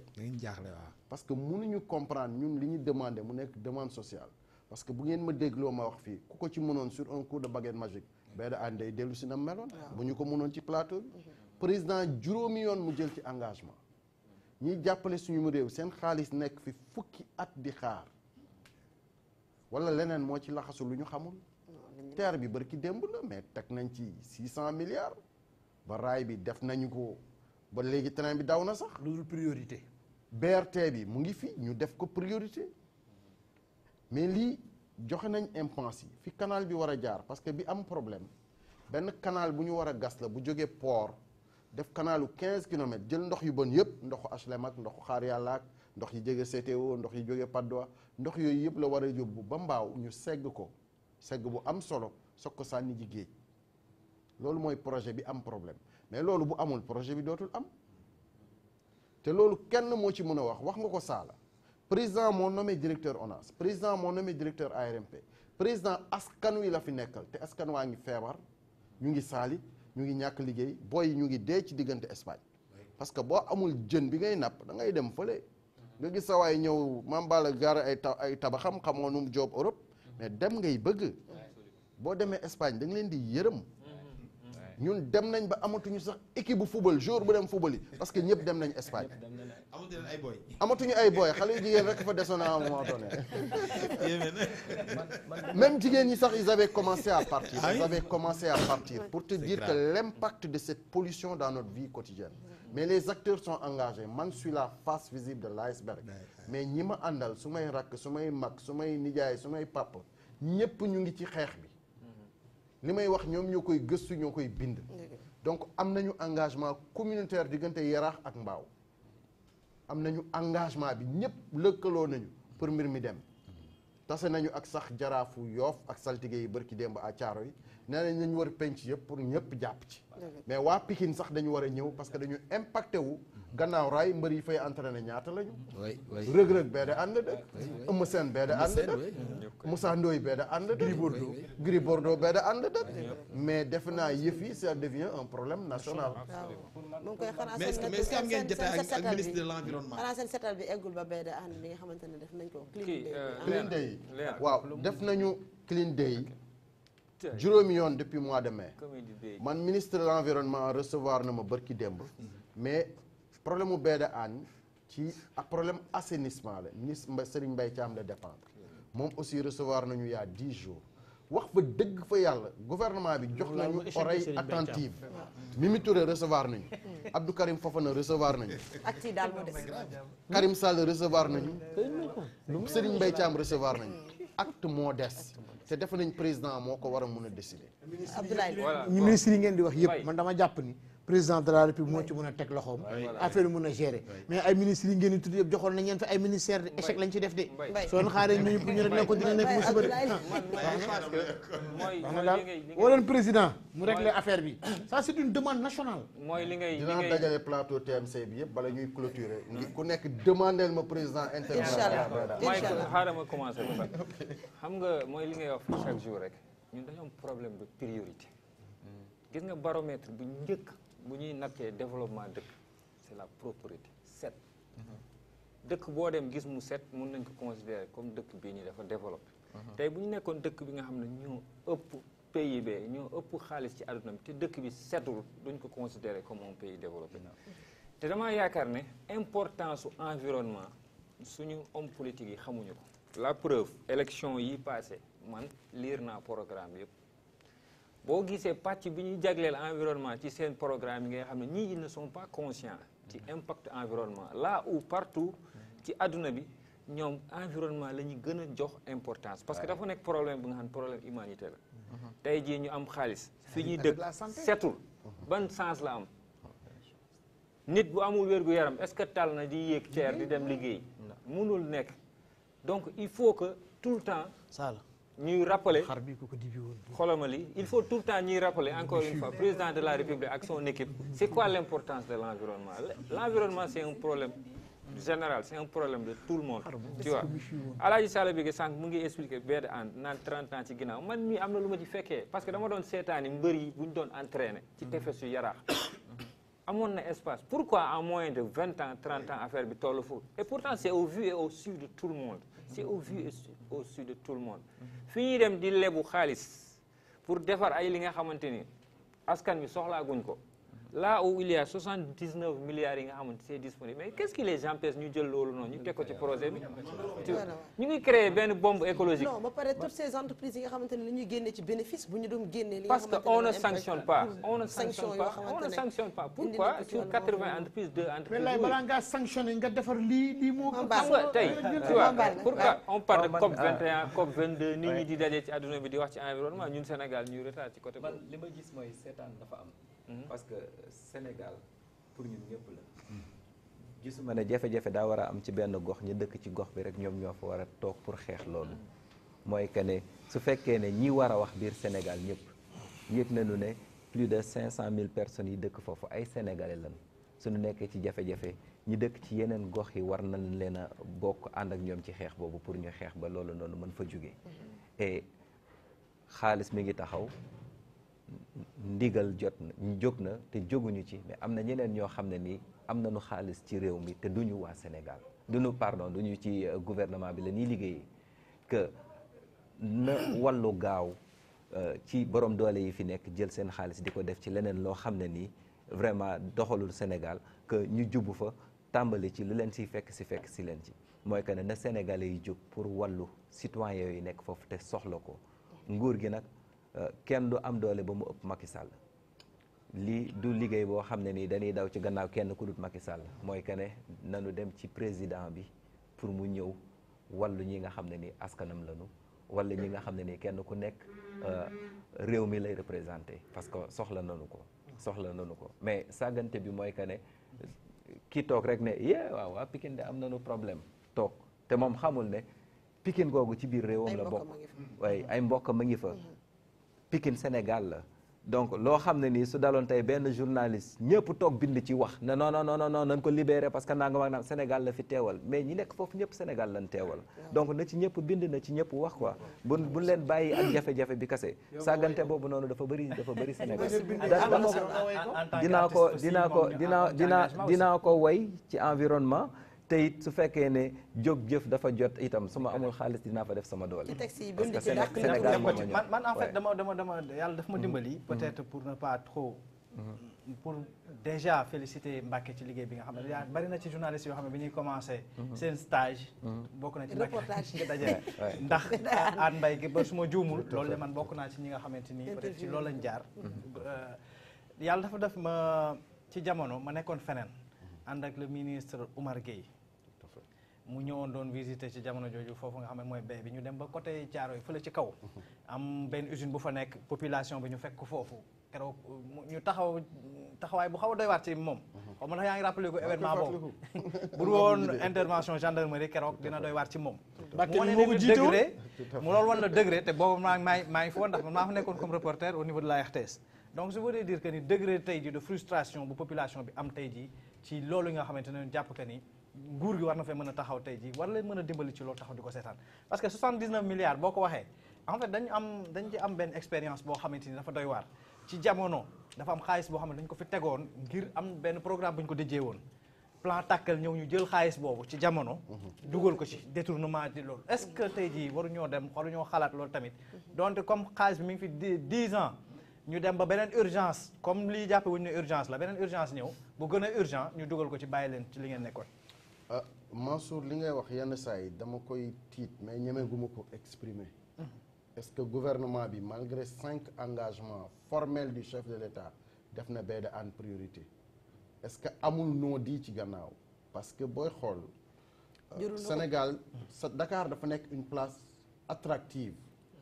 à cause de sa forme à l'intérieur de l'océan c'est une presqu'île balayée par les alizés le climat est doux c'est à 5 heures de Paris à 7 heures de New York donc c'est une place intéressante il y a beaucoup de prédateurs financiers africains ils préfèrent venir finir leur jour au Sénégal ñooñu dañu bëgg dëkk en bordure de mer yenn saa yi li nga wax sama xel da ciy jaxasoo quoi mais ñemeeguma ko génnee parce que yaakaar nañ ni président du jël engagement ci neen surtout juróomi yoon et moom mooy wax PSE vert moom mooy dem ci COP yi moom moo nommé ministère de l'environnement et du développement durable bu commencé teg ay jéego andi ministère de l'assainissement chaque premier dimanche yu mois mu def cleaning day setal andi waat ko c'est-à-dire mënoo dëkk loolu te du teg tànkam baie de Hann Omar Gueye est le seul ministre qui avait visité la baie de Hann on va inviter d'autres ministres à venir le faire parce que ku ñëw teg fa sa bët di nga xam ne lii jaaduwul le ministre de la pêche ñëw na fa bërki démb mais nee nañu je vais monter au créneau pour le plaidoyer donc ñun bëgg nañ plaidoyer yegg au niveau du président parce que c'est le siège de la décision fu mu nekk nii ñun ci moom la ñu teg suñu yaakaar parce que ONAS def na lu mu war a def ARMP def na liggéeyam mais nous on continue à vivre dans la pollution dans la saleté et nous tombons malades dafa doy du ñaari nit c'est 500 000 c'est 1 demi-million sur plusieurs générations yéen a lànk dafa doy wax nga dëgg yow Mbacké dinañ ñëwaat ci yow léegi dañuy ko sax dugg ci li nga xamante ne moo di rubrique culturelle and rubrique culture du mois ànd ci ki nga xamante ne moom mooy la ravissante Aouba ñëwaat sur le plateau.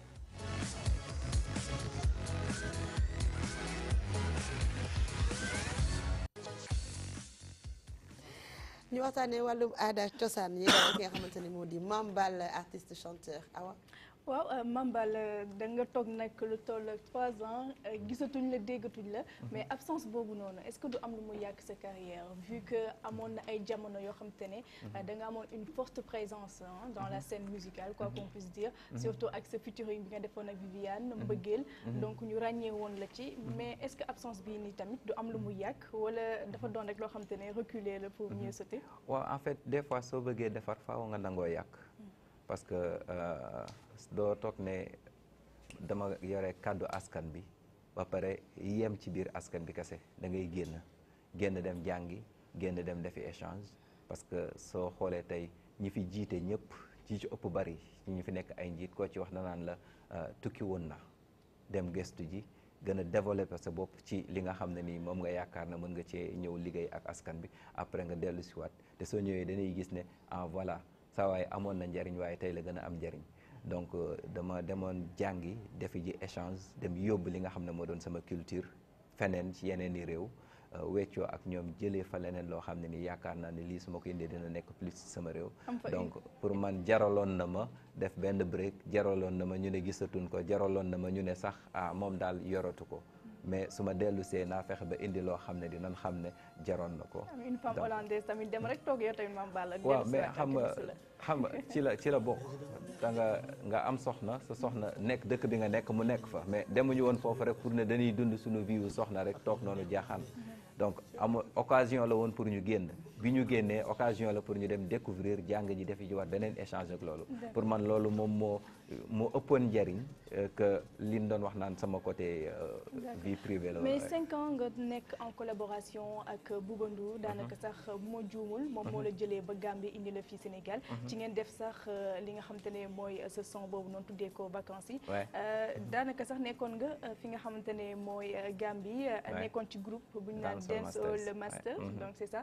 mais lu tax nga jékki say rek retiré wu ci collaboration boobu noonu nga amoon nag Bouba Ndour. non du retiré wu dafay fekk boobu li ñu tegoon jeexagul 5 ans laa signé woon ak moom 5 ans yooyu yëpp toog naa ko biir Sénégal liggéey ko donc continue bi nag dafa desoon ci man ndax bëgg naa continuer wala bëgguma continuer et dama préféré woon dem gëstu jiwaat xam-xam parce que sama réew moo ma ñor et am na yenn décision yi nga bëgg a doxee ci biir réew mi wala am na yenn projet yi nga bëgg a teg ci sa biir réew faaw nga moom sa bopp pour mën ko doxalee ni nga ko bëgg a doxalee donc après dama décidé woon ne du ma continuer contrat bi du ma signé waat beneen contrat pour toogaat fii damay dem jàng ji gëstu ji mais ci dem boobu noonu aussi mënuma nekk Europe nekk fii su boobaa li may jàng du ma ko xam li ma bëgg fii du ma ko am donc dama préféré woon def benn break dem vraiment ba gëstu li ma bëgg a gëstu ba am ci li ma doy ñëwaat Sénégal pour installer wu. d'accord mais ci sa clip bu mujj bi yaa ngi sunu gaal nga ko tuddee nga naan Sénégal dafa échoué d'après sa sortie bi nga xam te ne jotoon nga ko kii loolu lan nga ci bëgg a wax réellement sunu gaal lan lay tekki. en fait morceau bi ma woyoon ci sunu gaal du clip bu bees parce que loolu depuis ci événement wu comment dirais-je ci campagne entre Macky la woon ak Laye Wade ci élection yi la woon ma doon woy Sénégal ak en fait qualité yi ñu teg ak fi ñu yaakaaroon a nekk ak fi mu mujjee donc ci loolu laa doon wax parce que morceau bi soo déggee li may wax mooy Sénégal sunum réew la réewam jàmm gi jàmm jën doon woote nañ ko wuyoo ndax gan gu fi ñëw bëgg a dellusi xam nga jàmm jën doon wootee nanu ko wuyoo ñun sénégalais allez sunu réew ñoo ko moom bu kenn dem bu kenn bàyyi sama rom xam nga donc voilà moom mooy morceau boobu ngeen di dégg donc waxuma ci benn yoon loo xam ne ni lu négatif la lu dul en fait que gaal buy dem gaal boo xam ne ni teeragut xeex ci biir ëpp naa xalaat ak lii ñuul ci sunu xol yi bu nu ko génnee donc ci jàmm rek la clip bi doon wax parce que élection yi ni mu demee woon bu ñu teeree ji mukk fi nga xam ne foofu la ñuy séentu ñun Sénégal parce que dafa mel ni gaal gi dafa taxaw nit ñi di xeex waaw dafa mel ni nag gars yi ngi xeex ci biir gaal gi mais lii depuis ci période élection boobu noonu laa ko defoon c'était juste pour gën a dolli Sénégalais yi ñu dal parce que ci la lépp xaj et ñoo xam ne ay Sénégalais la ñu ngay woyal dal ay ndënd suñu leen ko tëggal seen noppi sax lu tax ñu def ko xam nga sànq kii daf ko brossé man la collaboration avec Bouba je vois dafa am benn constat ma seetlu dafa am artistes yu bëri bien avant yow ak yow bi nga nekkee ak moom ak yow bi nga demee gis nañ ni récemment Pape Diouf benn moment Titi génnoon na fa yow nga doon liggéey ak moom et gisoon nañ ni en quelque sorte Buuba fu mu nekk Sorano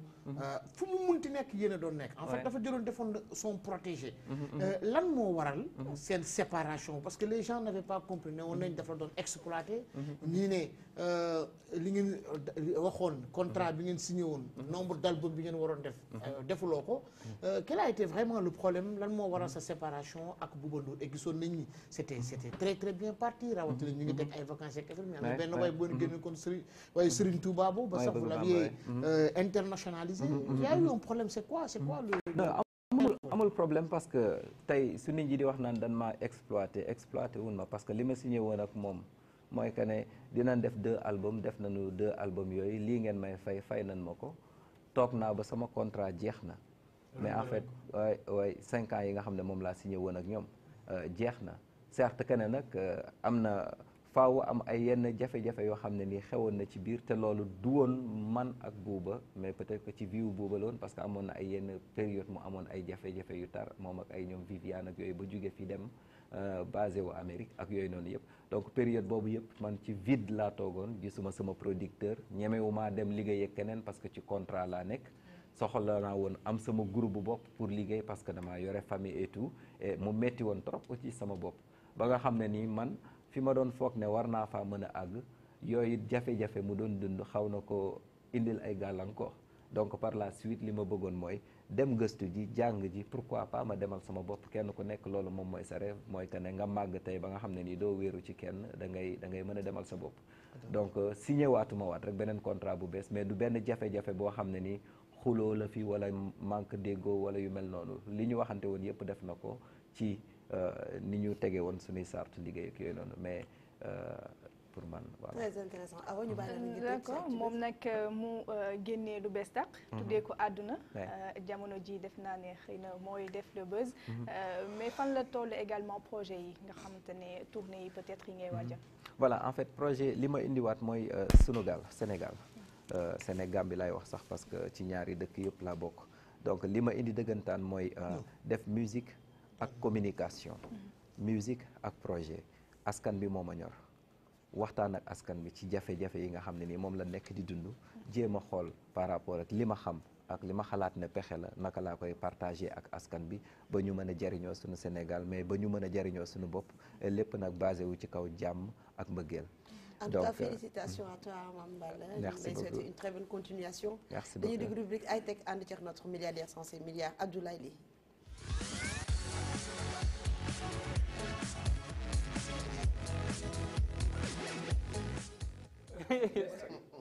kon si TMTC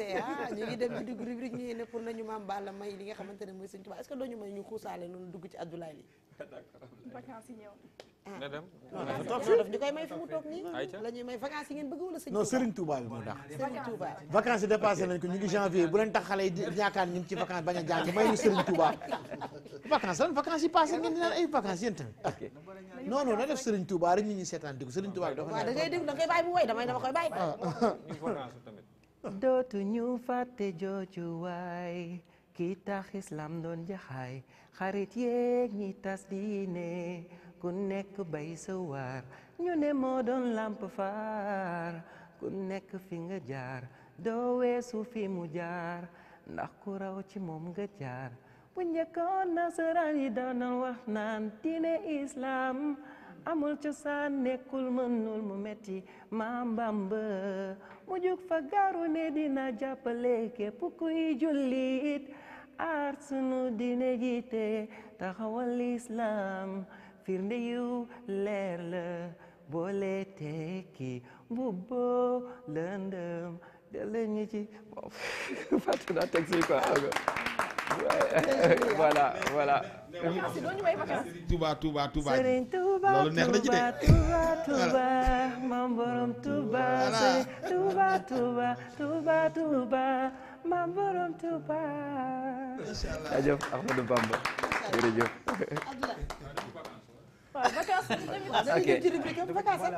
vacances yi dem na. jot na ah dem na de oui dem na. vacances yi dem na. école yi ubbi na. ok dañuy ñëw kon ci. vacances yi jot na. école yi tëj na. xale yaa ngi kontaan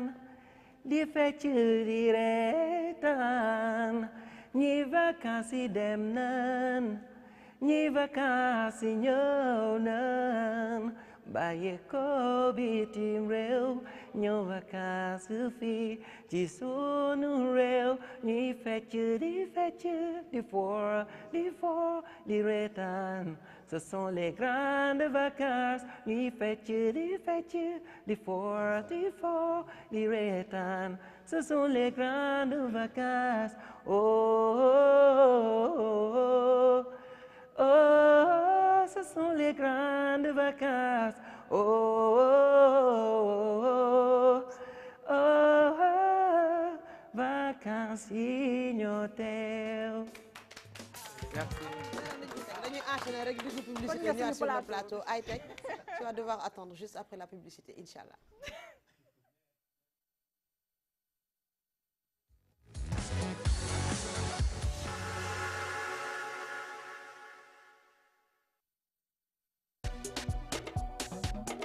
demal boutique du Jafé bu bëggee sañse demal boutique du Jafé ngay mag wala xale demal boutique du Jafé ci njëg bu yomb ak qualité demal boutique du Jafé. Pour vous et votre famille, Doudiafé vous offre la qualité au meilleur prix. Du prêt-à-porter pour hommes, femmes, enfants et le tout soldé à des prix défiant toute concurrence. demal boutique du Jafé. Désormais, venez profiter de nos offres exceptionnelles à la cité Sonatel 2, en face SAMU municipal sur les 2 voies Liberté 6. Doudiafé, téléphone 33 867 55 00. Doudiafé, alhamdulillah, alhamdulillah. Du nouveau à Excaf Télécom avec les décodeurs TNT. 2 nouveaux modèles d'antenne TNT de marque Televes. Antenne TNT Edge à 10 000 francs avec 10 dBi de gain. Antenne TNT V Zénith à 15 000 francs avec 15 dBi de gain. Fabriqué en aluminium inoxydable pour une longue durabilité et en plastique ABS pour une grande résistance face aux intempéries. Robuste et légère avec un gain de 10 à 15 dBi. Système de montage rapide et solide. Sous système de fixation en mat fabriqué en Zamac apporte avec grande robustesse et stabilité face aux conditions climatiques défavorables. Conception et fabrication réalisée en Europe et soumise à de stricts contrôles de qualité. De plus, pour la réception UHF, elle intègre un système de filtre qui bloque les interférences sans perturber la pleine réception du signal. Avec les 2 nouveaux modèles d'antenne TNT de marque Televes, vivez encore et toujours le meilleur du numérique. lu bees te xéewale ci TNT by Excaf ngir seeni abonnement soxlaatul ngeen di dem ci agence seen carte recharge maana bu junni am na ci suñuy point de vente muy ci agence yi boutique wala jaaykati carte crédit yi su ngeen di yeesalaat seen abonnement ak carte maana da ngeen di xoos fi nu def fukk ak ñaari araf ca nëbb ko ngeen jël seeni téléphone def message TNT def étoile def numéro carte abonné gi ngeen di recharger waate def étoile def numéro seen carte maana yónnee ko ci 24 660 da ngeen jot ginnaaw si bataaxal bu leen di xamal ni seen abonné benn weer dugg na ñu tegal leen te it mbaxu sub juróom-ñaari fan yeneen ak TNT by Excaf dundaat leen beneen xeeti mbégteem ceetaan ci télévision.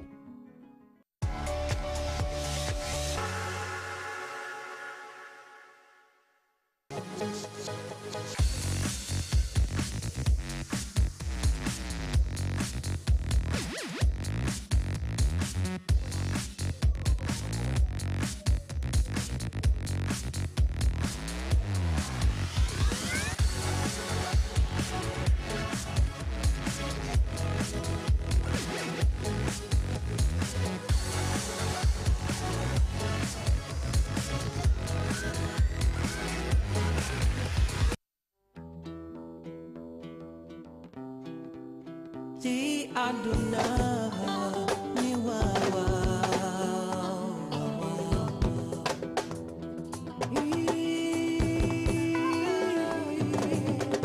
àdduna ngi nii le àdduna mu ni mel bis bu nekk ak la ca xew na nga bàyyi sa xel bul am dara lu lay bett àdduna mu ni mel bis bu nekk ak la ca xew na nga bàyyi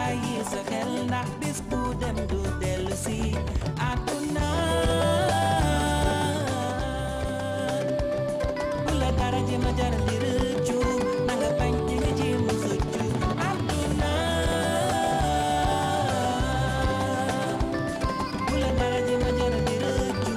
na nga bañ di nga jéem a xëccu àdduna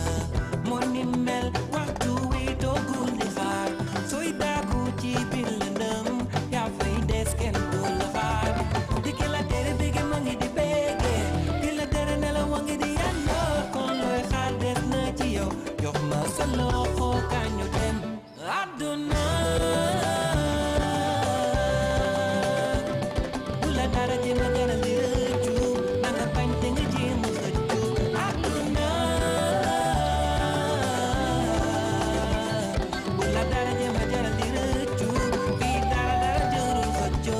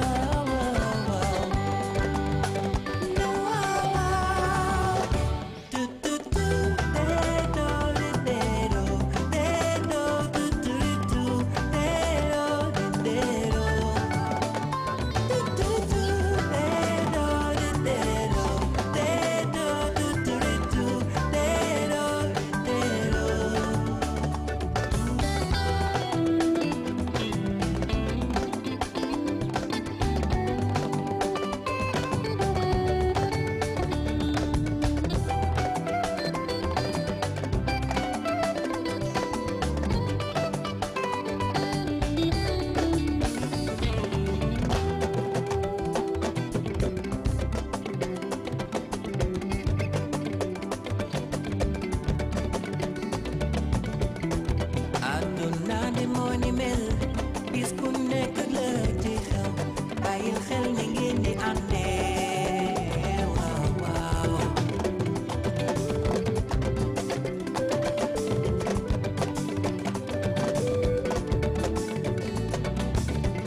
saay su nekk yàlla wan ñu firndeel ñu ko ma tax lu jóge tey way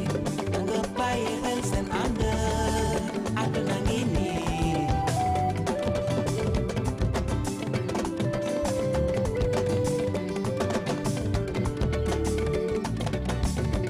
gaa ñu baax ni dëkk noonu njaboot gi topp ci di wéy te yow mi ëllëg sa moroom àdduna ngi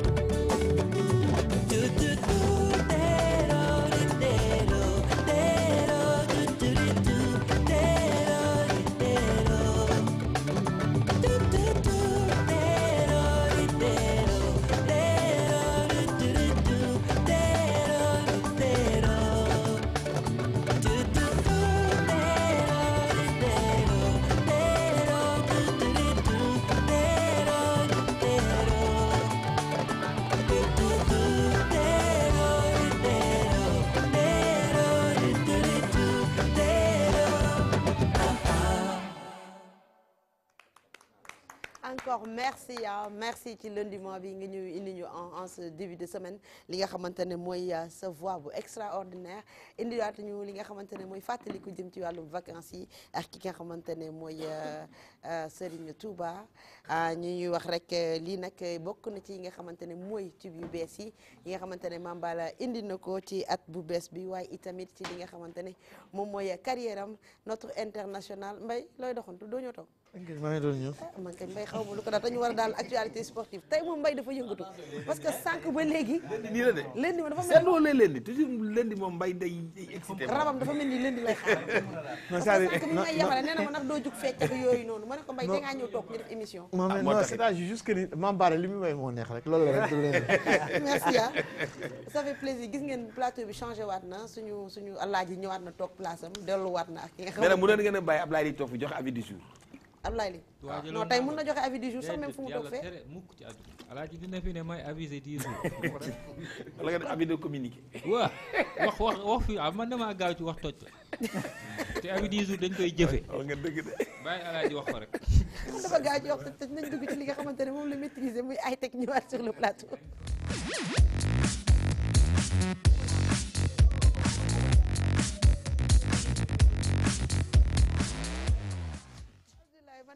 kontaan di wax ak yow nee nañ borom leel boo ko gisee borom xam-xam la waaye sa bos leer na ma. waaw ay teg tey lan nga indi. macha allah tey dama def créer benn dossier spécial pour les étudiants. ñi nga xamante ni dañuy soog a am bac intéressé wu ci milieu technologie bi. mu nekk des métiers d'avenir yi nga xamante ni vraiment actuellement adduna bi foofu la toll. parce que on parle de xarale yu bees yi fu nekk on parle d'intelligence artificielle on parle d'informatique on parle d'autres parce que souvent gars yi dañuy dugg sama Facebook wala sama WhatsApp di ma poser ay questions yu jëm am naa bac xaw ma ban je suis passionné par la technologie xaw ma ban formation laa war a defee autre d'ailleurs sax loolu moo mu gën a motiver ma créer benn blog leberger.net benn site web la gars yi mun nañ dugg foofu dañ fay am ay cours gratuits dinañ fa am ay tutos d'ailleurs loolu mooy chronique bi sax ci laay gën a présenter plateforme bi léegi nag dama leen indi métiers yi nga xamante ni en 2020 c'est les métiers les plus recherchés au monde man sax xam naa ne damay ñëw recycler waat sama bopp ne muy dem xool nan lañ may recruter foofu moo gën ma toog fi di wax rek parce que wax tamit dafa jafe te dafa métti bi si njëkk mooy ingénieur en intelligence artificielle actuellement tout marche ak intelligence artificielle même oto yu bees yi nga xamante ni c'est des voitures autonomes c'est de l'intelligence artificielle yàgg naa fi indi ay chroniques yi nga xamante ni intelligence artificielle mooy dox quand on parle de l'intelligence artificielle ça veut dire que benn mécanisme bi nga xamante ni mun na jëlal boppam ay décisions à travers ce qu'on appelle machine learning c'est-à-dire dañ koy jàngal nan la ñuy jouer carte ba moom dootul soxlaati benn nit bu nekk ci ginnaawam di jouer carte maintenant ingénieur boobu noonu liggéeyam c'est simple moom day créer ce qu'on appelle des chatbots temps yi Facebook commencé na ko intégrer yow boo defaree tey sa page leena nekkoo fa mais dañ ciy def benn programme bi nga xamante ni bu nit ñëwee di wax ak yow même booy nelaw sax sa page moo koy tontu que pouvons-nous faire pour vous ainsi de suite muy quelque chose de hyper intéressant parce que actuellement société aviation yi ñu ngi koy jël ñu bëri ñu ngi koy jël donc muy benn métier bi nga xamante ni c'est au top mooy top 1 métier bu gën a dox beneen bis top mooy spécialiste en cybersécurité man master boobu laa def cybersécurité actuellement c'est indispensable quand on dit cybersécurité c'est-à-dire la protection des infrastructures parce que léegi la guerre c'est les hacking gis nga Iran ba muy tontu États-Unis dafa dem hacker seen benn base pour jël fa ay information donc moo tax cybersécurité nekk ay nit yi nga xamante ni dañ leen war a di valoriser parce que ñoom ñooy protéger les données toll nañ ci àdduna bi nga xamante ni tey kenn bu hacké woon ministère des finances rek ñun ñëpp dootuñu fayee kooti Sénégal down lay nekk te c'est juste quelque chose de très simple moo tax ñu war a di gën a respecter ñi koy def beneen bi mooy ingénieur en fiabilité de site mooy actuellement képp même boo ubbee sa boutique da ngay créer site web parce que moom mooy nekk interface entre yow ak say clients donc léegi nag site dafa am fiabilité bi mooy site bi nga xamante ni par exemple 1000 personnes buñ ci accéder ndoowee en même temps du down parce que am na assez de ressources tey Facebook y a des milliards de personnes qui y accèdent en même temps te site bi du ralentir du yëpp pourquoi parce que dafa fiable beneen bi topp mooy délégué à la protection des données on n'arrête pas de parler de données personnelles pourquoi parce que am nañ ay transfert d'argent da ngay ñëw ñu jël sa carte d'identité jël say données te xamoo say données personnelles fan lañ koy yóbbu données personnelles c'est cher mun nañ ko jaay mun nañ koo def lu nekk léegi dafa am délégué yi nga xam dañuy def protection des données personnelles tey jii nii sax boo xoolee président de la république créé li ñu naan CDP commission de protection des données personnelles tellement xam nañ importance données personnelles yi léegi bu la neexee ma yemale fii yii nii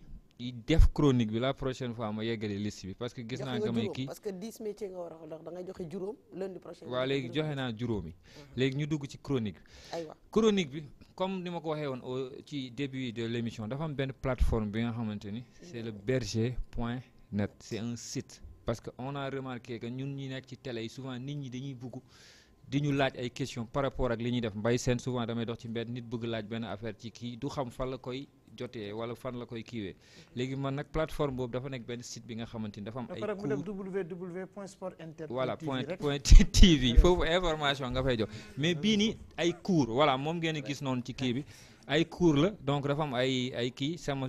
YouTube channel mu ngi ci am na ay cours photographie rubrique high tech bi nga xamante ni di nga fa am truc astuce tu vois bii ma doon def moo nekk nii les 10 métiers incontournables de 2020 cours ñi nga xamante ni bëgg nañ am les bases de la programmation informatique pour tey jii mooy métier bi nga xamante ni soxla woo ci diplôme soxla woo ci dara tey boo nekkee un bon programmeur mun nga taxawal sa société di gagner ay marché yi nga xamante ni yow mun nga defaral sa bopp sans pour autant kenn recruter yooyu cours yooyu noonu mi ngi fa ku am ay questions yu muy poser aussi par rapport ak la technologie et tout ça boo duggee foofu noonu di nga ko am. berger.net. le berger.net. aussi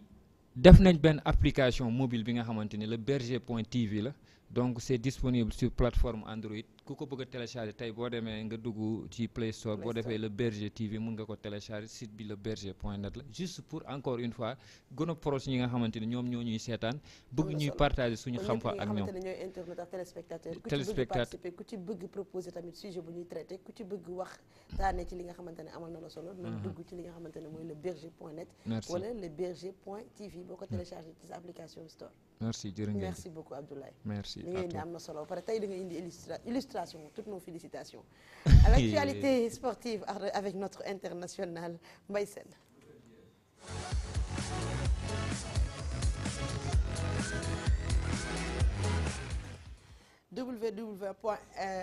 www.intersport.tv Mbaye Sène wax na ko ku ci am li nga xamante ni tamit moom ngay laajte mun nga jubali foofu ginnaaw le berger.net bu doxulee entre guillemets wala ngeen yéex koo télécharger. non man la du xam-xamu ay internet ak affaire yooyu man xam-xamu sport la toutes les disciplines sportives du ma wax politique du ma wax dara bien que nag faraluma leen ñuy def tennis ñuy def ay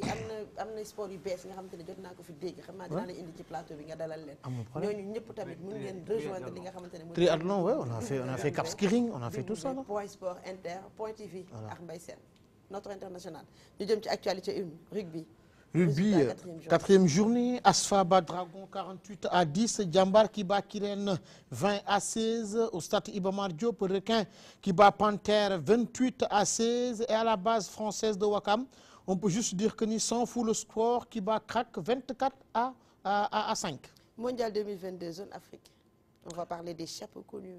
Effectivement, les chapeaux mondial 2022, c'est le Sénégal parce que souvent le tirage au sort. Pour un, Sénégal, Tunisie, Nigeria, Algérie, Maroc, Ghana, Égypte, Cameroun, Mali, RD Congo. Pour deux, Burkina Faso, Côte d'Ivoire, Afrique du Sud, Guinée, Ouganda, Cap-Vert, Gabon, Guinée, Zambie, Congo. Pour trois, Madagascar, Mauritanie, Libye, Mozambique, Kenya, Centrafrique, Zimbabwe, Niger, Namibie, Guinée-Bissau. Et pour 4, Malawi, Angola, Togo, Soudan, Rwanda, Tanzanie, Guinée équatoriale, Éthiopie, Libéria et Djibouti. Je rappelle juste que le calendrier des qualifications, première journée, 9-11 octobre 2020, deuxième journée, 13-15 octobre 2020, troisième et quatrième journée, 22-30 mars 2021, cinquième journée, 3-5 septembre 2021 et sixième journée, 9-11 octobre 2021, Inch'Allah. Lolo suba jàmm nak lañuy xam Sénégal ci ban pot lay nek, ban chapeau, ban groupe en quelque sorte. Ban groupe mondial féminin lañuy waxtané, les Lions gagnent l'acte 1, bal de la décentralisation wala du plan Sénégal émergent wala du ci benn ci ñoom. L'acte 1 le feulé ci Sierra Leone, Lions ñom ñoo gagné équipe bi nga xamantene moy Sierra Leone 1-0 di wax ni match retour bi ñu ngi koy waajal le 1er février 2020 fii ci Dakar. C'est une première nag équipe nationale U20 bi gagné fi nga xamantene moom mooy Sierra Leone. Encore une fois bravo aux Lions di xaar rek yàlla nañ génn ci premier tour bi balaa ñoo yegg ci deuxième tour jusque ni def nañ benn pas bu am solo parce que elles sont imposées 1-0 fële ci Sierra Leone. Résultat et classement de la 6e journée football local.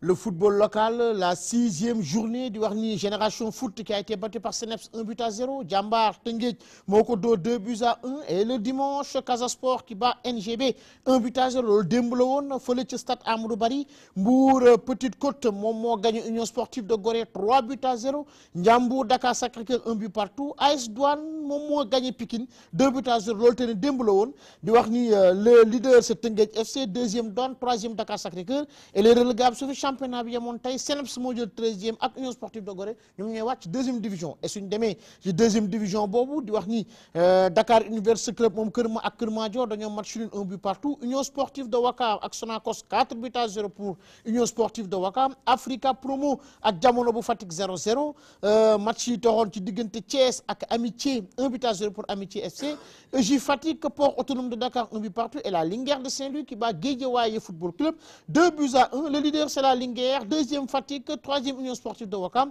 et les relégables 13e Africa pour 14e le Port Autonome de Dakar. Toujours dans l'actualité sportive, nous allons parler du football européen. le football européen, rapidement, en France, on a vu que hier, le Paris Saint-Germain s'est qualifié pour les 8e de finale de la Coupe de France, difficilement face au premier de la Ligue 2, Lorient. Benen match aussi, rapidement en Angleterre. Ils sont sur une lancée extraordinaire. Je parle des partenaires de Sadio Mané. Liverpool est en train de baliser son terrain pour remporter éventuellement son 19e sac de Premier League. Di wax ni mom ak Manchester ñom ñoo fa ëpp sac lolo waralon demb mu nekkon un derby fële ca Anfield. On a vu Liverpool très concentré, très discipliné. Ils se sont imposés. C'est vrai que Manchester United, ces 3-4 dernières années, n'est plus le Manchester United à l'époque de Sir Alex Ferguson, Beckham, Dennis Irwin, Nicky Butt, Eric Cantona, David Beckham, Ruud van Nistelrooy. Non, mais c'est un Manchester très diminué, un Manchester avec une très jeune équipe, avec un entraîneur comme Laurent Etamemeyer, Martin Cohen, Adams, hein? C'est Rui Parlour, Gilles Grimondi, une très belle équipe à l'époque de Gunners d'Arsenal, mais Liverpool en train de battre des records. Et en Italie, Cristiano Ronaldo, le natif de Madère, a frappé 2 fois hier, a permis à la Juventus de Turin de s'imposer. Et en Espagne, si Cristiano marque ici, Lionel Messi, hier, c'était le premier de Sétien, le nouveau coach du Football Club de Barcelone. Ils se sont imposés 1-0, Griezmann, Arturo Vidal et un beau but du natif de Rosario, le père de Thiago et de Matteo. Je parle de Lionel Messi. Il a encore frappé. Ça prouve encore une fois que les grands jours sont au rendez-vous. Et le Paris Saint-Germain devra se méfier de cette nouvelle recrue du Borussia Dortmund. Je parle du jeune joueur Alan. Pour son premier match, il a été recruté. Mois de janvier, il a mis 3 buts hier, permettre aussi au Borussia Dortmund de s'imposer. En tout cas, les dés sont jetés. Championnat, c'est niveau. Bonus du jour, j'espère que tu vas régler ça en 2 minutes. Hein? Abdoulaye, tu es mon petit Olaïdjem. Wow, c'est mon jour papa dans la Marco Van Basten, wow. Il avait marqué un but phénoménal en 1988. Marco Van Basten. Faut ça va être quoi? Kansi? Hollande. Mambala. Hollande. Ouais, c'est vrai, Marco Van Basten,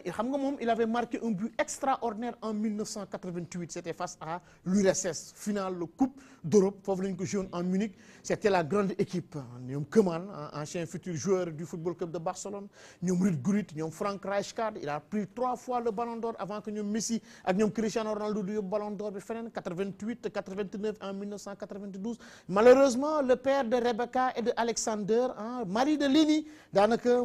il a été extraordinaire durant toute sa carrière. Marco Van Basten, joueur du Milan AC, ancien partenaire de Donadoni, ancien partenaire de Maldini, de Baresi, Costa Curta, des frères Gali. Marco Van Basten, ancien partenaire de Aaron Winter avec la sélection, de David De Jong, de Kiki Moussam, de Gaston Toment. Cette très belle équipe, Marco Van Basten nekkoon muy Hollande. Je rappelle que c'est le digne successeur de Johan Cruyff et lui qui l'a remplacé, c'est Dennis Bergkamp. Marco Van Basten qui a été même entraîneur aussi des Oranges de la Hollande. Marco Van Basten, très classe, très élégant. Il a essuyé énormément de blessures. En 1993, lors de la finale de la Ligue des Champions face à l'Olympique de Marseille, il a blessé saison bible. Mais comme c'était une très grande finale et c'était un très grand joueur, on l'a mis sur le terrain. Mais malheureusement, Basile Boli est passé par là et c'est le premier trophée de l'équipe de Bernard Tapie. L'intelligence artificielle. L'intelligence artificielle. Masou, tu as 2 minutes pour me poser question directement qui a mais comme élégance, vous comme un bail. Tu contribues. Tu le gâtes rek. Contribuer la faute est imputable à l'État. Avec les industriels, ils le versent directement au niveau de la baie de Anne. Maintenant, j'aimerais savoir, est-ce qu'il n'y a pas une part aussi, et pas des moindres, qui est imputable aujourd'hui à la population? Parce qu'on a vu des images où, de visu, on a tourner une émission, j'ai vu des populations, souvent, nous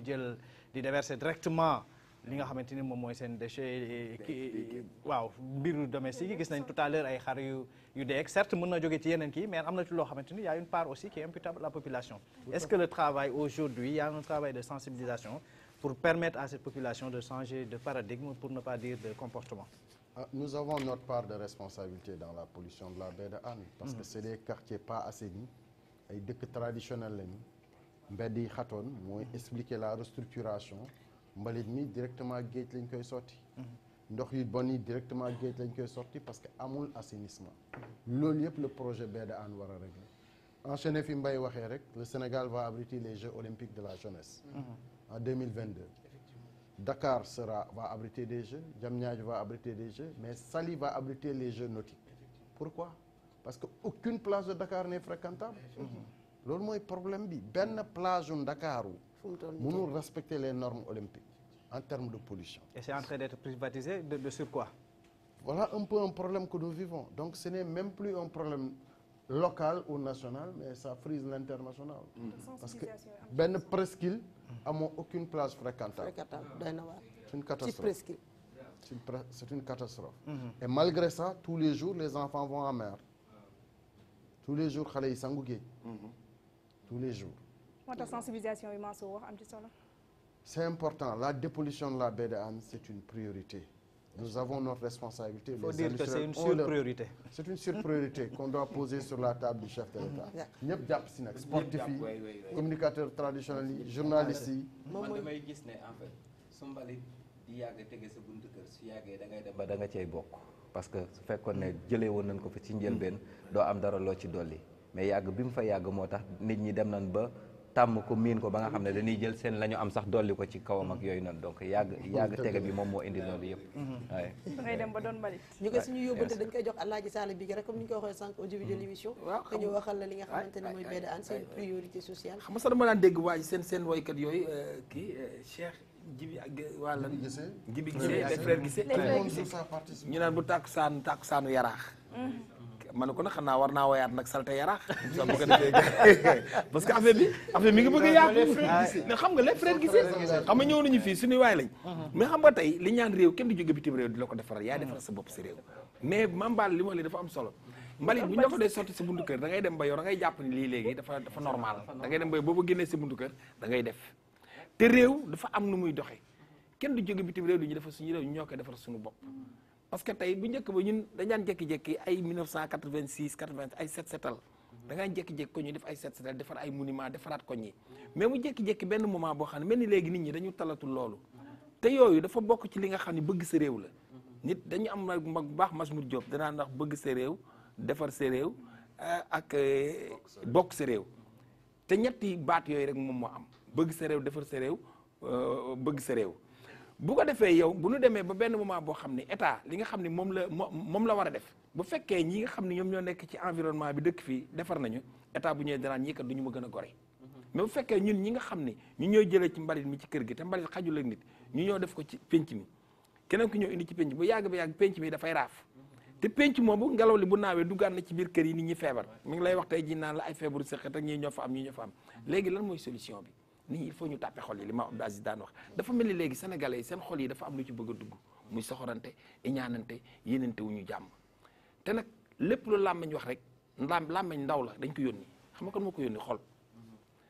léegi ni tànk bi dox na muy dox tànk bi dagg na muy dox bopp ba toj na muy dox waaye xol ba dagg na muy dox mosoo ko gis gars yi nañu defal xol yi bu ñu defee xol yi rek lépp baax xol yi ñoo ñu téye àdduna course la xel yee da waaye xol yee freiné bonne nuit yàlla suñu xol yëpp freiné boog Alaaji li nga wax am na solo